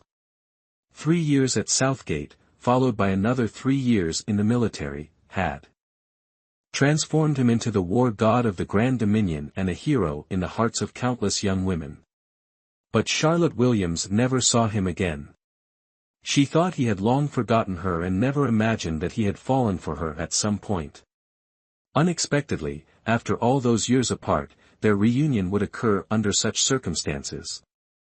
She hadn't intentionally distanced herself from the Crown Prince, it was just that, in her previous life, the Crown Prince had been imprisoned because of her. Consumed by hatred, she couldn't offer him any promises. It was better to keep her distance now to avoid ruining his future. As the carriage jolted along, Charlotte Williams' thoughts drifted far away. Seated across from her, Victoria Williams shot her a cold, venomous glare. This wretched girl, flaunting her beauty, seducing men the moment she steps out the door. She failed to ensnare Duke Du and now dares to aim for the Crown Prince. How delusional. The next morning. Dark circles under her eyes, Charlotte Williams sat groggily on her bed. She truly couldn't sleep at night and couldn't fully wake during the day. Martha Brown, Charlotte Williams called out. "My lady, you're awake. Let me assist you in dressing," Martha Brown replied, her voice choked with sadness. "What's wrong?" Charlotte Williams asked with concern. "It's nothing, my lady," Martha Brown replied. Charlotte Williams widened her beautiful eyes and feigned anger. "Do you still consider me your lady? Tell me, what happened? Who bullied you?" "My lady, please don't be angry. I'll tell you. I went to the third madam to collect your monthly allowance, but I accidentally broke one of her vases. The third madam said if I couldn't pay for it, I'd have to endure 20 strikes. I was worried there'd be no one to assist you when you woke, so I wanted to help you dress first before going." The more Martha Brown spoke, the more aggrieved she sounded. Before she could finish, Charlotte Williams interrupted her. "Go where? You're not going anywhere." Although Martha Brown did not speak, she clearly understood that it was certainly Victoria Williams who instigated Isabella Williams to act. In the previous life, they had done such things more than once. Chapter 18, Concubine Margaret Young. The third lady Martha Brown mentioned was none other than concubine Margaret Young, the secondary wife of her father. This woman also came from a prestigious family, but after her family encountered misfortune and their influence waned, she married her father. Her mother, gentle and meek by nature, disliked conflict and spent her days chanting scriptures and praying, rarely stepping outside. Therefore, her father entrusted all household affairs to concubine Margaret Young, effectively granting her the authority to manage the household. After all, a grand general's residence required someone capable of overseeing everything. Concubine Margaret Young was decisive and strong-willed, qualities that her father greatly admired, making her his favorite companion. This favoritism led to a situation in her previous life where, as the legitimate eldest daughter, she had to live under the shadow of a concubine, constantly watching her moods. Concubine Margaret Young had a son and a daughter. The third young lady, Isabella Williams, was different from Victoria Williams. While Victoria Williams often lamented with a sorrowful tone and could cry at any moment, she was deeply cunning. On the other hand, Isabella Williams was outwardly brash but inwardly weak, frequently shouting and behaving crudely, often becoming a pawn for Victoria Williams. However, the two sisters shared one thing in common: they both disliked Charlotte Williams. Victoria Williams would scheme behind the scenes, while Isabella Williams would openly cause trouble, and then Victoria would pretend to mediate the situation. Unfortunately, at that time, Charlotte was too naive to see through their petty tricks and treated Victoria Williams with genuine sincerity. Looking back, it was both pitiful and laughable. As for the second young master, Logan Williams, he was someone who never revealed his emotions or intentions, always maintaining a composed and humble demeanor. In her previous life, due to her own meekness, she fell victim to their hidden schemes countless times. In this life, she resolved to show them who truly held authority in the general's residence. "Eldest young lady, the old madam requests your presence in the front hall." Charlotte Williams, deep in thought about how to vent her frustration from Martha Brown, looked up to see Tracy Turner, the senior maid, entering the room. Tracy Turner had served the old madam for many years, earning even her father's respect. Charlotte promptly stood up, nodded slightly, and smiled, saying, "If grandmother needed me, she could have just sent someone to inform me. Why trouble you to come personally, ma'am?" Tracy Turner smiled warmly at Charlotte and replied, It's no trouble at all to serve the old madam. Do you know why grandmother has summoned me? There are distinguished guests in the front hall. You'll understand when you get there. Understood. Tracy Turner bowed slightly and gestured for Charlotte to proceed. Without hesitation, Charlotte walked ahead, followed by Tracy Turner and Martha Brown. As soon as they reached the entrance to the front hall, the lively sound of laughter and conversation between her grandmother and concubine Margaret Young could be heard. Charlotte pays her respects to grandmother. Charlotte, come here. This is Madam Carter and young Master Carter, and this is the second young lady of General Morgan's family. Her grandmother took Charlotte's hand and introduced her to the guests one by one. Charlotte had met Henry Carter and Susie Morgan before, but it was her first time meeting Madam Carter. Madam Carter wore an elegant silk gown from Shu Province, with golden butterfly embroidery in the Suzhou style on the sleeves. Her silver butterfly earrings shimmered subtly, and her jet-black hair was styled into a refined willow leaf bun, adorned with a delicate silver hairpin. Her appearance was both graceful and composed, exuding an air of elegance and poise. While Madam Carter's attire was undoubtedly expensive, her jewelry was understated and modest. It was no wonder the Carter family had prospered in business. Observing the demeanor of its matriarch alone revealed much about their approach to life and relationships. Greetings to Madam Carter, Charlotte Williams said gently, her tone respectful and courteous. Madam Carter assessed Charlotte from head to toe, her expression revealing a trace of astonishment. I've heard that the eldest young lady of Ironcliff Manor possesses unparalleled beauty, and seeing you today, it seems the rumors are true. You flatter me, madam. I dare not accept such praise, Charlotte replied humbly. Chapter 19, A Modest Gift. Charlotte, we meet again. Susie Morgan stepped forward and took Charlotte Williams' hand. Why has the second young lady come here as well? Charlotte Williams had anticipated Henry Carter's arrival but hadn't expected Susie Morgan to appear too. Charlotte, from now on, just call me Susie. You saved my elder sister, so of course, we must come to thank you. Susie Morgan beamed brightly, unable to hide her joy. It was just a small matter, not worth mentioning. Charlotte Williams lowered her head slightly, her demeanor modest and gentle. Grandmother had no idea what had happened the previous day and was utterly confused. How had the young maid Charlotte managed to save the eldest daughter of the Morgan household? On the other hand, Margaret Young, the concubine, was well informed. She knew that the eldest daughter of the Morgan family had gone into premature labor, giving birth to a son. However, she couldn't figure out how this was connected to Charlotte Williams. The eldest daughter is too humble.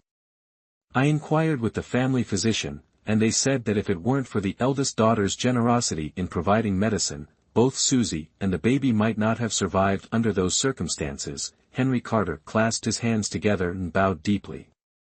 Upon hearing this, everyone in the room understood the reason behind the Carter family's visit. After finishing his words, Henry Carter gestured with his hand, signaling two servants to carry in a large chest.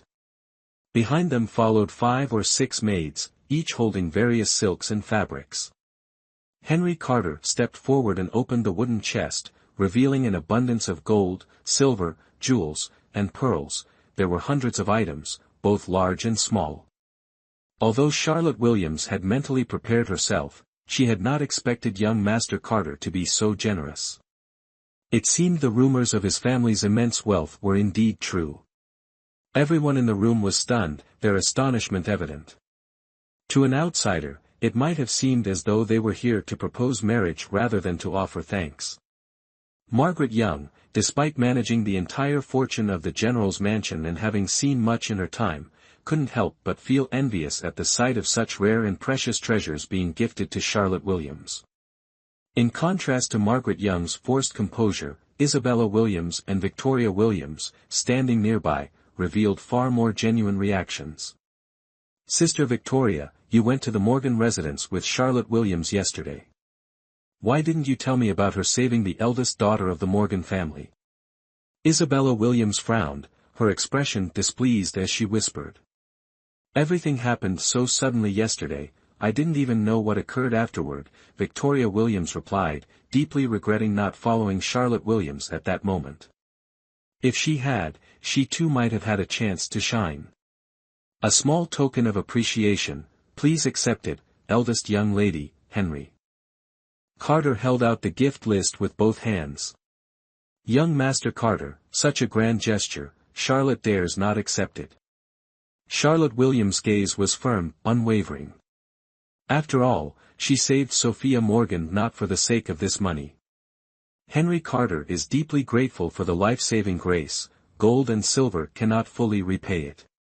In the future, if the eldest lady ever faces difficulties, Henry Carter will not hesitate to help. This matter. Charlotte Williams feigned hesitation, glancing at her grandmother. Charlotte, this is the goodwill of Madame Carter and the young master. Do not refuse any more, her grandmother interjected, mediating the situation. Indeed, eldest lady, please accept it, Madame Carter said with a sincere smile, looking at Charlotte Williams. Charlotte, just accept it, Susie Morgan added as she held Charlotte Williams' hand, gently shaking her arm. Very well, then Charlotte humbly accepts, Charlotte Williams said, taking the gift list and bowing slightly. At the entrance of the General's mansion, Madame Carter and Henry Carter had already departed in their carriage. Susie Morgan leaned close to Charlotte Williams and whispered, Charlotte, before I left, my mother reminded me that my father holds military power. If we get too close to your family, others might exploit it. Chapter 20, Harsh Treatment of the Eldest Lady. I understand. Of course, Charlotte Williams understood. Since ancient times, emperors have always been suspicious. If Madame Morgan had come today, it would undoubtedly spark speculation. However, with Susie Morgan's visit, the situation became much simpler.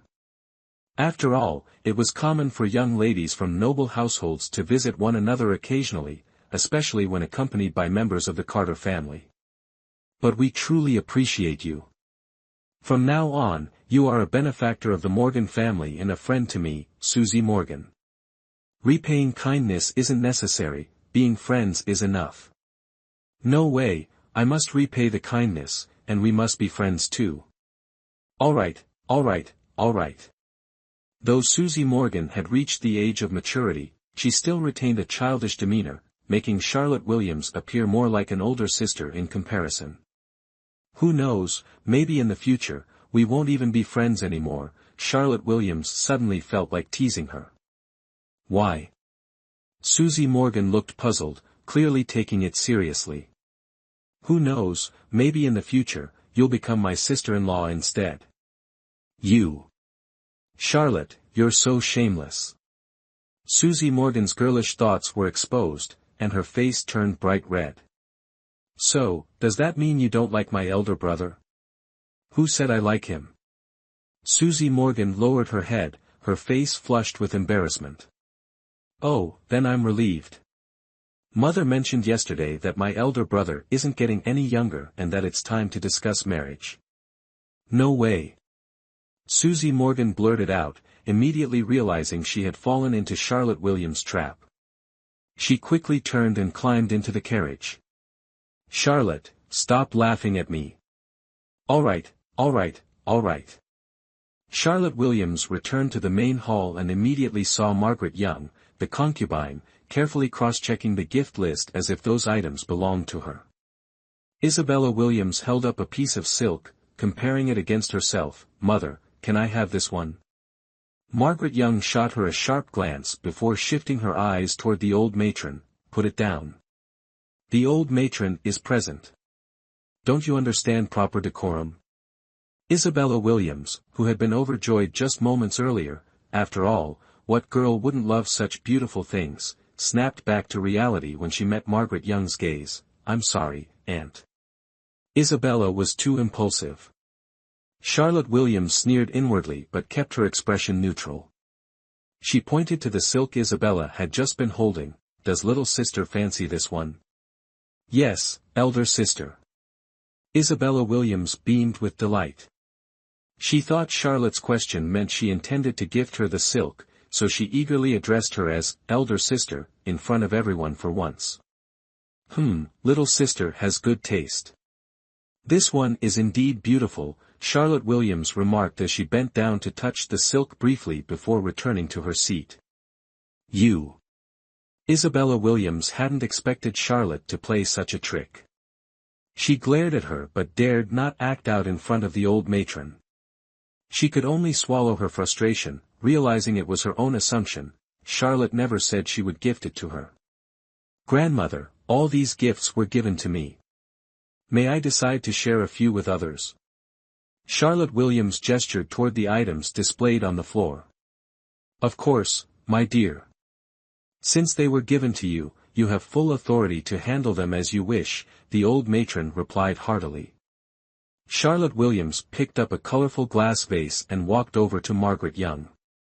Her voice quivered slightly, as if she were afraid. Aunt, Martha Brown told me that when she entered your room this morning to collect my monthly allowance, she accidentally broke one of your vases. I'd like to offer this vase as compensation on her behalf. Please forgive her and spare her from being punished with the rod. 20 strikes with the rod would likely cost her life. Martha is my only close and trusted maid, Charlotte added, dabbing at the corner of her eye with a handkerchief as though wiping away tears. Margaret Young was momentarily at a loss for words, unsure how to explain. After all, everything Charlotte said was true. Chapter 21, They're all part of my dowry. Early in the morning, Martha Brown came to collect the monthly allowance, and it was clear that Isabella Williams intentionally set her up. This wasn't the first time they had done such things, and Margaret Young, the concubine, always turned a blind eye. After all, Charlotte Williams was the legitimate eldest daughter, so they couldn't openly bully her.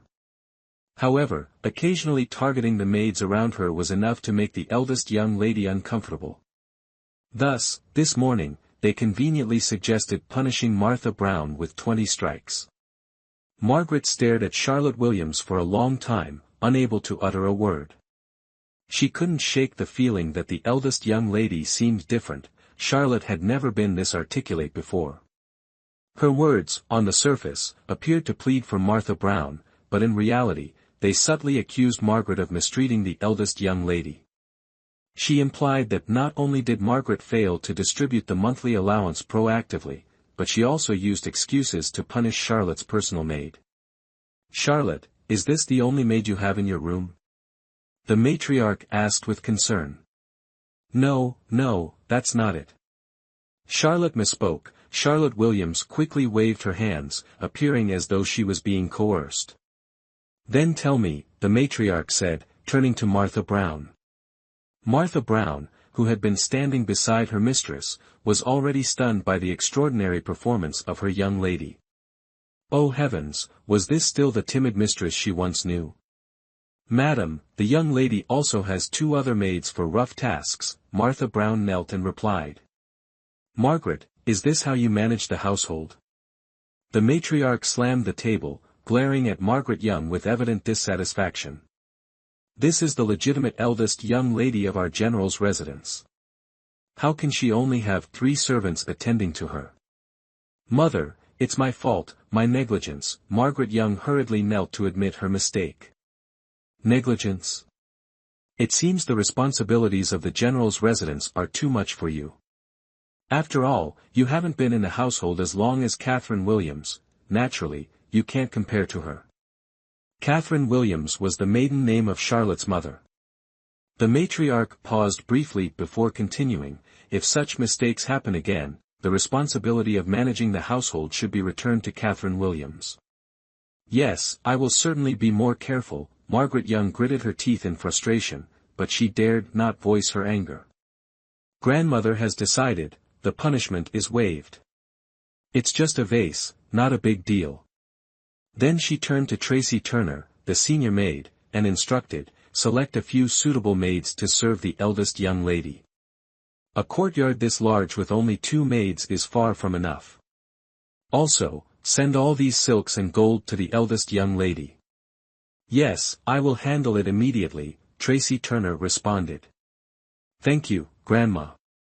Charlotte Williams smiled innocently. But having so much gold and silver in my room doesn't feel safe. I'm afraid I won't sleep well at night. How about I pick a few items I like to gift to Mother, and the rest can be entrusted to you, Grandma. Margaret Young, the concubine, grew both anxious and furious. This wretched girl, where on earth did she learn such cunning tactics? Her words were flawless, leaving no room for criticism. Not only did she flatter the old matriarch, but she also upheld her filial piety while subtly implying that someone might be coveting her possessions. Charlotte truly is a dutiful child. Let's do as you suggested. However, Grandma doesn't need your things. I'll safeguard them for you. In the future, these will all be part of your dowry, and keeping them with me will ensure their absolute safety, the old matriarch said, casting a meaningful glance at Margaret Young. Yes, thank you, Grandma.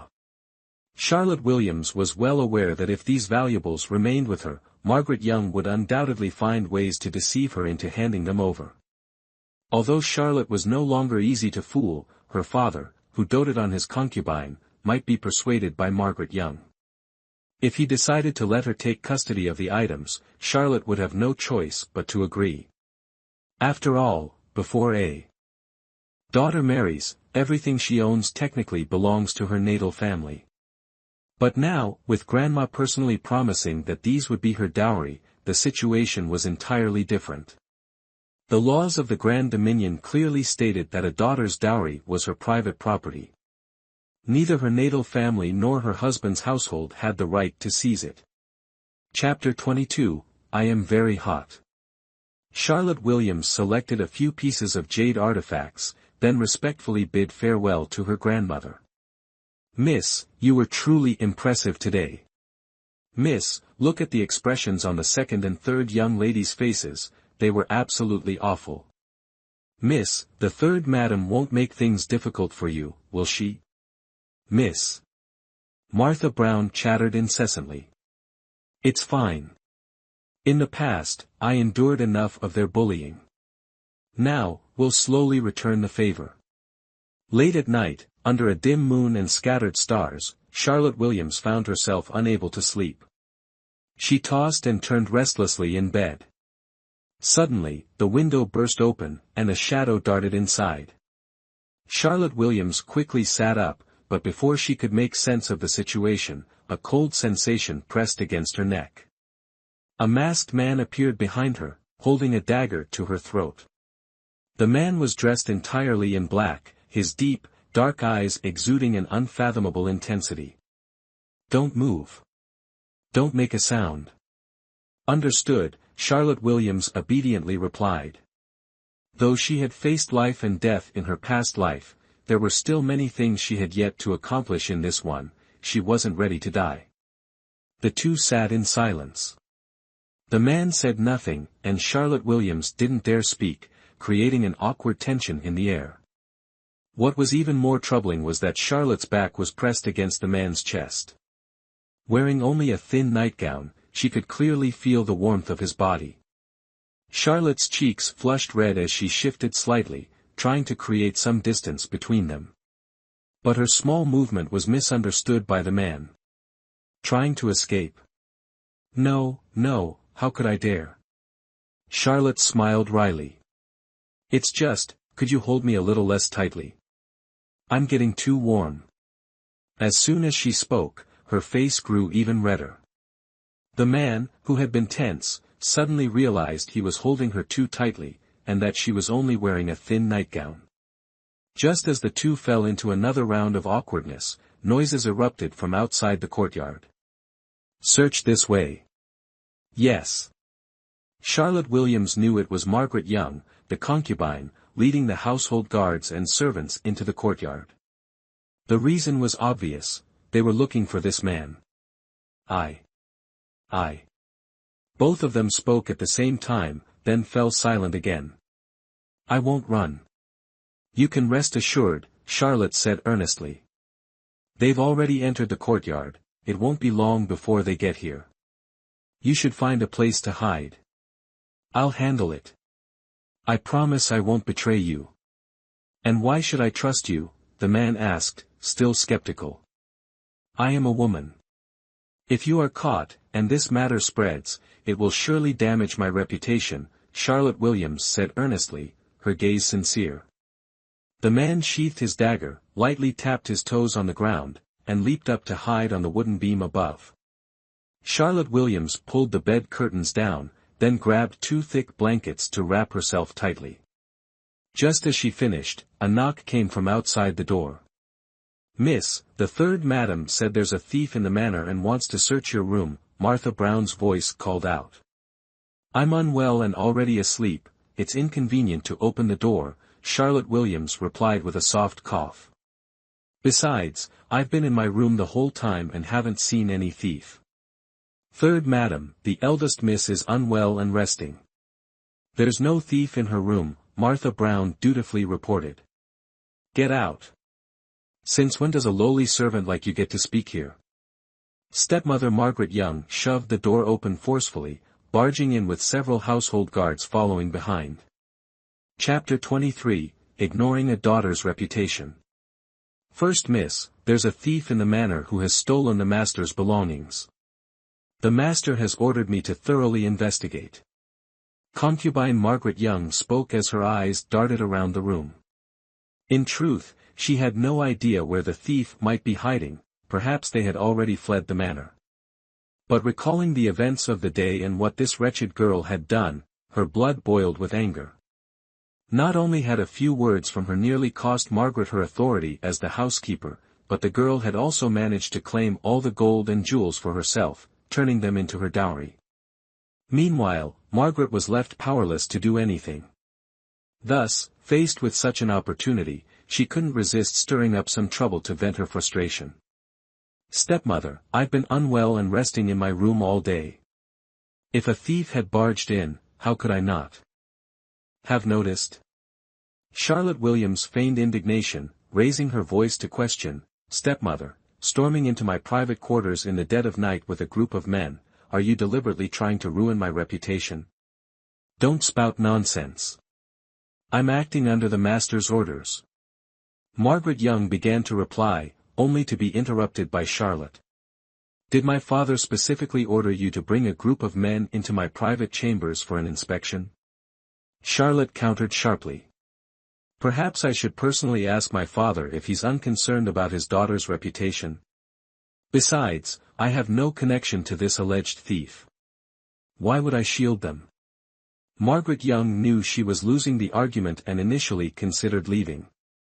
However, her eyes caught sight of Charlotte wrapped tightly in a thick quilt, which seemed odd given it was the middle of summer. If the first miss truly has nothing to hide, then what harm is there in letting me search? Isn't your refusal a sign of guilt? Margaret pressed on. You. Charlotte pretended to be flustered, stammering as though caught off guard. Everyone, leave the room, Margaret waved her hand, dismissing the servants before signaling with her eyes to her trusted maid, Lillian Gomez, instructing her to check the bed. Understanding the cue, Lillian quickly stepped forward, pulled back the bed curtains, and yanked the quilt off Charlotte. Charlotte let out a startled cry, clutching her chest with both hands and turning her back to the group. Martha Brown, her personal maid, hurriedly stepped forward to cover Charlotte with another quilt. Stepmother, are you satisfied now? Charlotte's voice turned icy, her tone devoid of any courtesy. Martha, see them out. Madam, this way, please, Martha Brown said, bowing slightly and gesturing toward the door. Margaret Young understood that if she continued to escalate the matter, word might reach the matriarch. Given the elder lady's fondness for Charlotte, it would jeopardize her position as housekeeper. If the first miss has nothing to hide, then I can rest easy, Margaret said, masking her defeat with a forced smile before leaving the room. Once Margaret had gone, Charlotte instructed Martha, leave the room and lock the door. Without my permission, no one is allowed to enter. Understood, Martha replied. Martha Brown intended to comfort the young lady with a few words, but upon noticing that she showed no signs of fear, she decided to remain silent. You may leave now, no one else will come. As soon as Charlotte Williams finished speaking, the man leaped to the ground with the grace of a falling leaf, landing without making a sound. Go. With your martial skills, the maids in my courtyard surely won't notice you. Why are you helping me? The man sounded curious, as she had clearly had the chance to betray him earlier. I already told you, if you're discovered in my room, my reputation would be ruined. Helping you is also helping myself, Charlotte Williams replied honestly, though it wasn't the whole truth. Why did you use me to deal with that woman? It was evident the man had seen through Charlotte Williams' intentions. She wanted to exploit this situation to handle the troublesome woman from earlier. I merely went with the flow. Chapter 24, ready to take your life at any moment. The man suddenly felt an intense fascination for the woman in front of him. Clearly possessing a pure, unparalleled beauty, she also exhibited a bravery and cleverness uncommon among ordinary women. Though she always appeared to fear death and obeyed orders, her composure remained steady, showing no signs of panic when faced with danger. Moreover, the incident that had just occurred was so sudden, yet she managed to come up with a way to both protect herself and shift the blame onto someone else. Hey, why are you staring at me like that?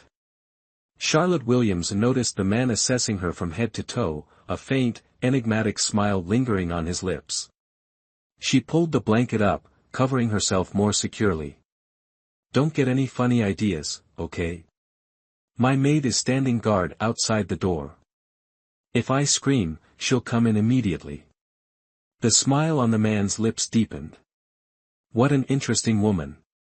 Feeling intrigued, he sat directly on the bed. What exactly do you think I'm planning? You. How would I know? Charlotte Williams couldn't possibly admit that she was afraid he might lose control. The man lifted Charlotte Williams' chin with his hand, leaning closer and whispering softly into her ear, actually, with this distance and angle, I could take your life at any moment. You.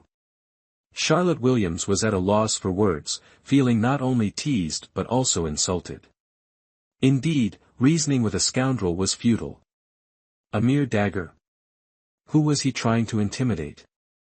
If she had known earlier, she would have let Aunt Margaret Young take him away.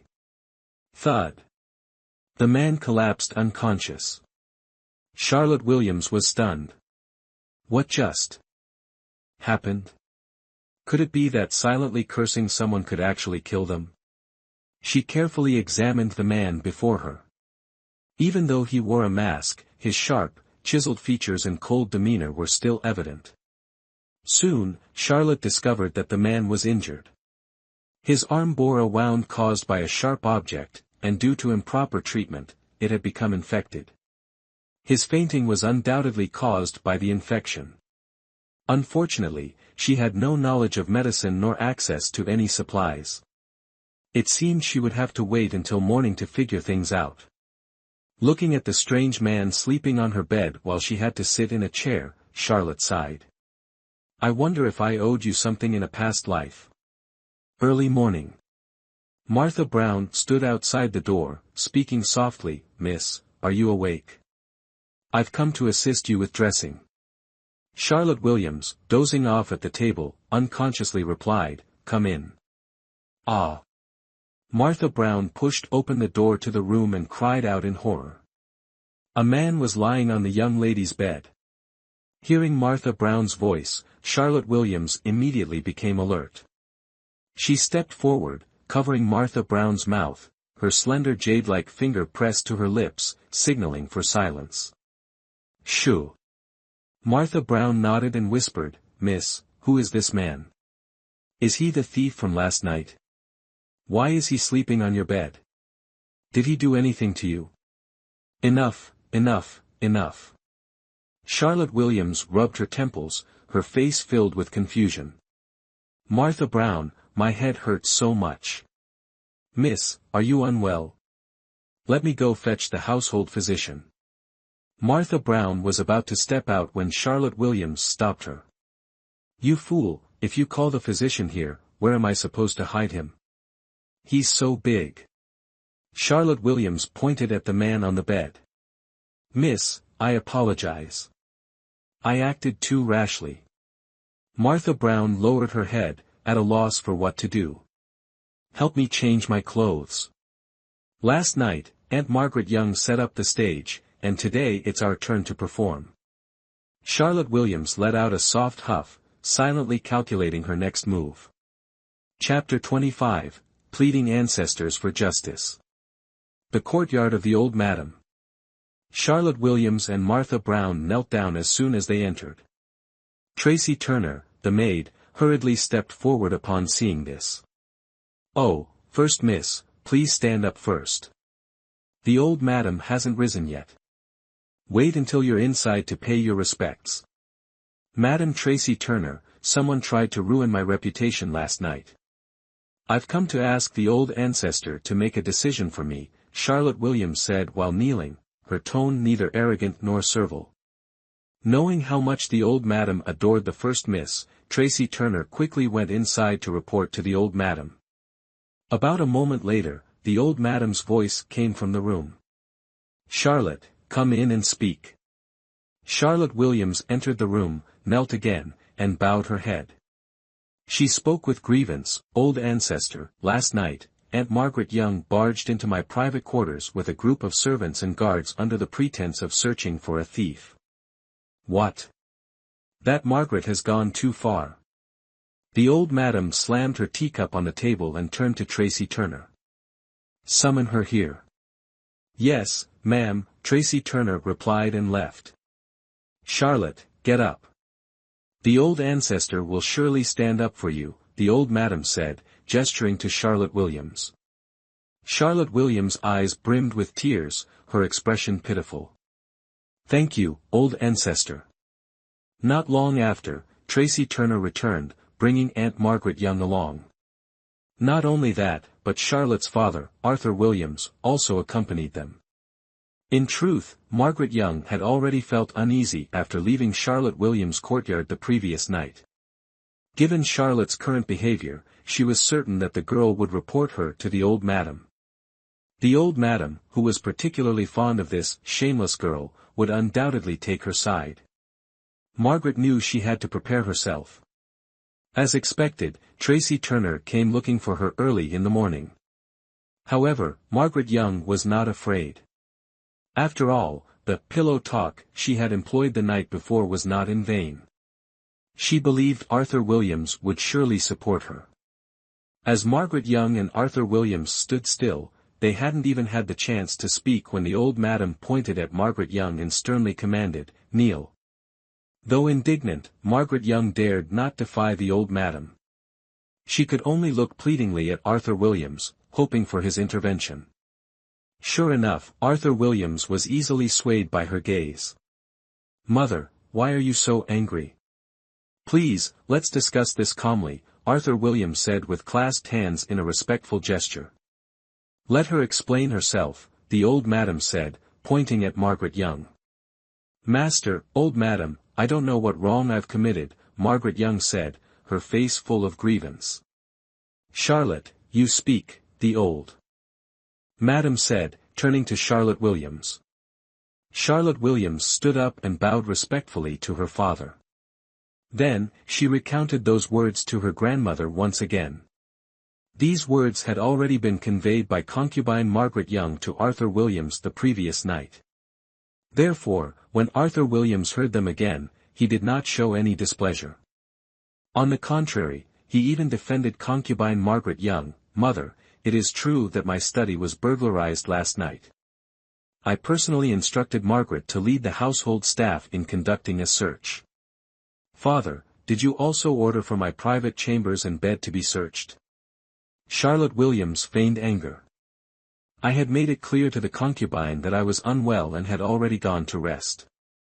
Yet, she barged into my chambers, pulled aside my bed curtains, and even yanked off my blanket. In truth, at the time when the curtains were pulled and the blanket removed, there were no men present in the room. However, since concubine Margaret Young did not mention this, Charlotte Williams naturally would not bring it up either. Margaret, you've done a fine job indeed. The old madam's face turned livid with fury.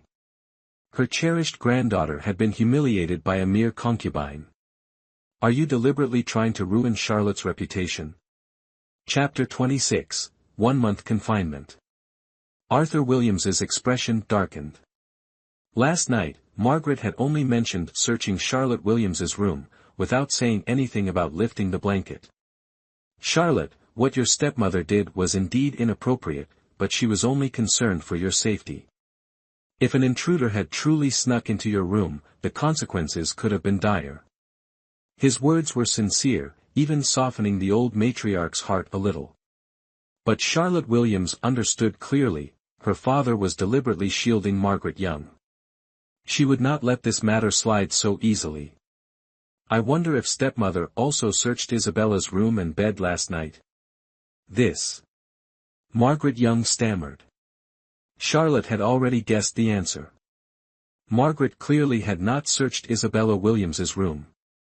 Her actions in Charlotte's room were purely to cause trouble. Stepmother, if you were so concerned about my safety, does that mean you weren't equally worried about Isabella's? Margaret, what excuse do you have now? It's clear you were targeting Charlotte. If you were going to search, why not treat everyone equally? The old matriarch glared coldly at Margaret. Margaret glanced at Arthur Williams, who returned her look with a stern glare. After all, she had indeed overstepped, leaving herself vulnerable to Charlotte's accusations. At that time, the eldest miss was covered with a thick quilt. I thought the intruder might be hiding in the bed, so I ordered a check. I was genuinely concerned for her safety, Margaret Young hastily defended herself. Stepmother, I've been feeling unwell and catching a cold, which is why I used more blankets. According to you, does that make this Charlotte's fault? Charlotte pressed her hand to her forehead, leaning back as if fainting. Martha Brown quickly supported her, helping her sit down. Seeing Charlotte's condition, the old matriarch's anger toward Margaret flared even more. Just as she was about to speak, Arthur Williams interjected, Mother, Charlotte isn't feeling well. Let's call for the family doctor to examine her. Arthur turned to Margaret, who was kneeling on the ground, and added, Margaret, you are confined to your quarters for 1 month. The old matriarch sighed. She wanted to say more, but since her son had already made a decision, she refrained from embarrassing him. The old matriarch addressed Margaret Young sternly, return to your quarters and reflect on your actions. No one is to speak of last night's incident. If even a word of this gets out, I will not let you off easily. Charlotte Williams knew this punishment wouldn't shake Margaret Young's position in her father's heart. However, confining her for a month was still a warning. Margaret kowtowed to the old matriarch. With the help of her maid, Lillian Gomez, she stood and left the courtyard. Margaret Young understood that if not for Arthur Williams's protection today, her punishment would have been far worse, perhaps losing her authority as the household manager or even receiving a beating. She shot a venomous glare at Charlotte Williams, who was seated calmly, cursing inwardly, you wretched girl, this is all your fault. Just you wait. Soon, Tracy Turner, the housekeeper, arrived with the family doctor in tow. Greetings to the old madam, the general, and the eldest young lady. The physician placed the medicine box down and clasped his hands in salute. Quickly, check on the girl Charlotte, the old madam said, gazing at Charlotte Williams' pale face, her eyes filled with sorrow. Understood. Charlotte Williams extended her hand for the physician to take her pulse. After a moment, the physician slowly said, the eldest young lady has caught a cold. I will prescribe some medicine, and with a few days of rest, she will recover. Charlotte, you must rest well for the next few days, the old madam advised, before turning to glance at Arthur Williams with a hint of displeasure in her tone. Why are you still here? Go to court immediately. Arthur Williams stood up, bowed respectfully, and said, then I shall take my leave. Chapter 27, Forcing me to marry you. Madam, please go inside and rest. If you get angry over Charlotte's matter and harm your health, Charlotte will find it hard to bear the guilt, Charlotte Williams said sincerely. My Charlotte is still the most filial, the old lady replied before heading back to her inner chambers with Tracy Turner, her maid. Charlotte Williams subtly gestured to Martha Brown. Martha Brown bowed her head, and Charlotte leaned in to whisper a few words into her ear. Martha Brown nodded in agreement and went to fetch medicine and the household physician. Charlotte Williams returned to her own quarters, where the man was still unconscious. "Filthy man, I stayed up all night and even caught a cold, yet you're sleeping so soundly," Charlotte muttered as she sat by the bed, gazing at the unconscious man. Suddenly, she felt curious about what lay beneath his mask. She slowly extended her hand, moving with great care. But just as her hand touched the mask, the man grabbed her wrist. "What's this? Does the young lady intend to take advantage of me?" The man's eyelashes fluttered slightly, his eyes gleaming with amusement as he looked at her without blinking. "I am not." Charlotte yanked her hand away from his grip. "You're the one grabbing my hand. Who's taking advantage of whom?" "It's best if you don't try to see my face," the man said, his voice tinged with exhaustion from his weakened state. "Why? Are you so hideous that you're afraid of scaring me?" Charlotte retorted, answering her own question, deliberately provoking him. She had saved and sheltered him, yet he acted as if it were his right. It was infuriating. The corners of the man's mouth lifted into a faint smile as he let out a soft laugh. "If you see my face, there are two possibilities. 1, I'll have to kill you to silence you. 2, what?" Charlotte interrupted. 2, you'll have to marry me." "Shameless." Charlotte turned away, refusing to look at him any longer. "Miss, the medicine is ready," Martha Brown announced, carrying a delicately carved wooden tray with 2 bowls of medicine and a white porcelain bottle on it. "Miss, I followed your instructions and told the physician that a maid in our courtyard injured her hand while working, and now the wound is infected, causing a slight fever. That's why he gave me these remedies," Martha explained. "This bowl is for drinking, and this one is for external application," Martha added, pointing to one of the bowls and the porcelain bottle. "And this bowl is for you, miss," she said, handing the bowl of medicine to Charlotte. Without saying a word, Charlotte took the bowl and drank it all in one go. Martha Brown couldn't believe her eyes as she looked at her young lady. In the past, the young lady was terrified of taking medicine. Every time she had to take it, she would delay as much as possible, and even after taking it, she needed fruit preserves to mask the bitterness. Otherwise, she would end up vomiting shortly after. But now, what on earth was happening? Little did she know, Charlotte Williams had indeed been afraid of bitterness as a child. However, in her previous life, after losing that child, she had taken more medicine than she had eaten meals. Charlotte Williams handed the bowl to Martha Brown and instructed, "Martha Brown, the soup is outside the door. Make sure no one comes in." "Yes, miss." Martha Brown placed the tray by the bed and then exited the room. "Take the medicine," Charlotte Williams said as she carefully helped the man sit up, pointing to the medicine on the tray. "You heard earlier, one is for external application, the other to drink.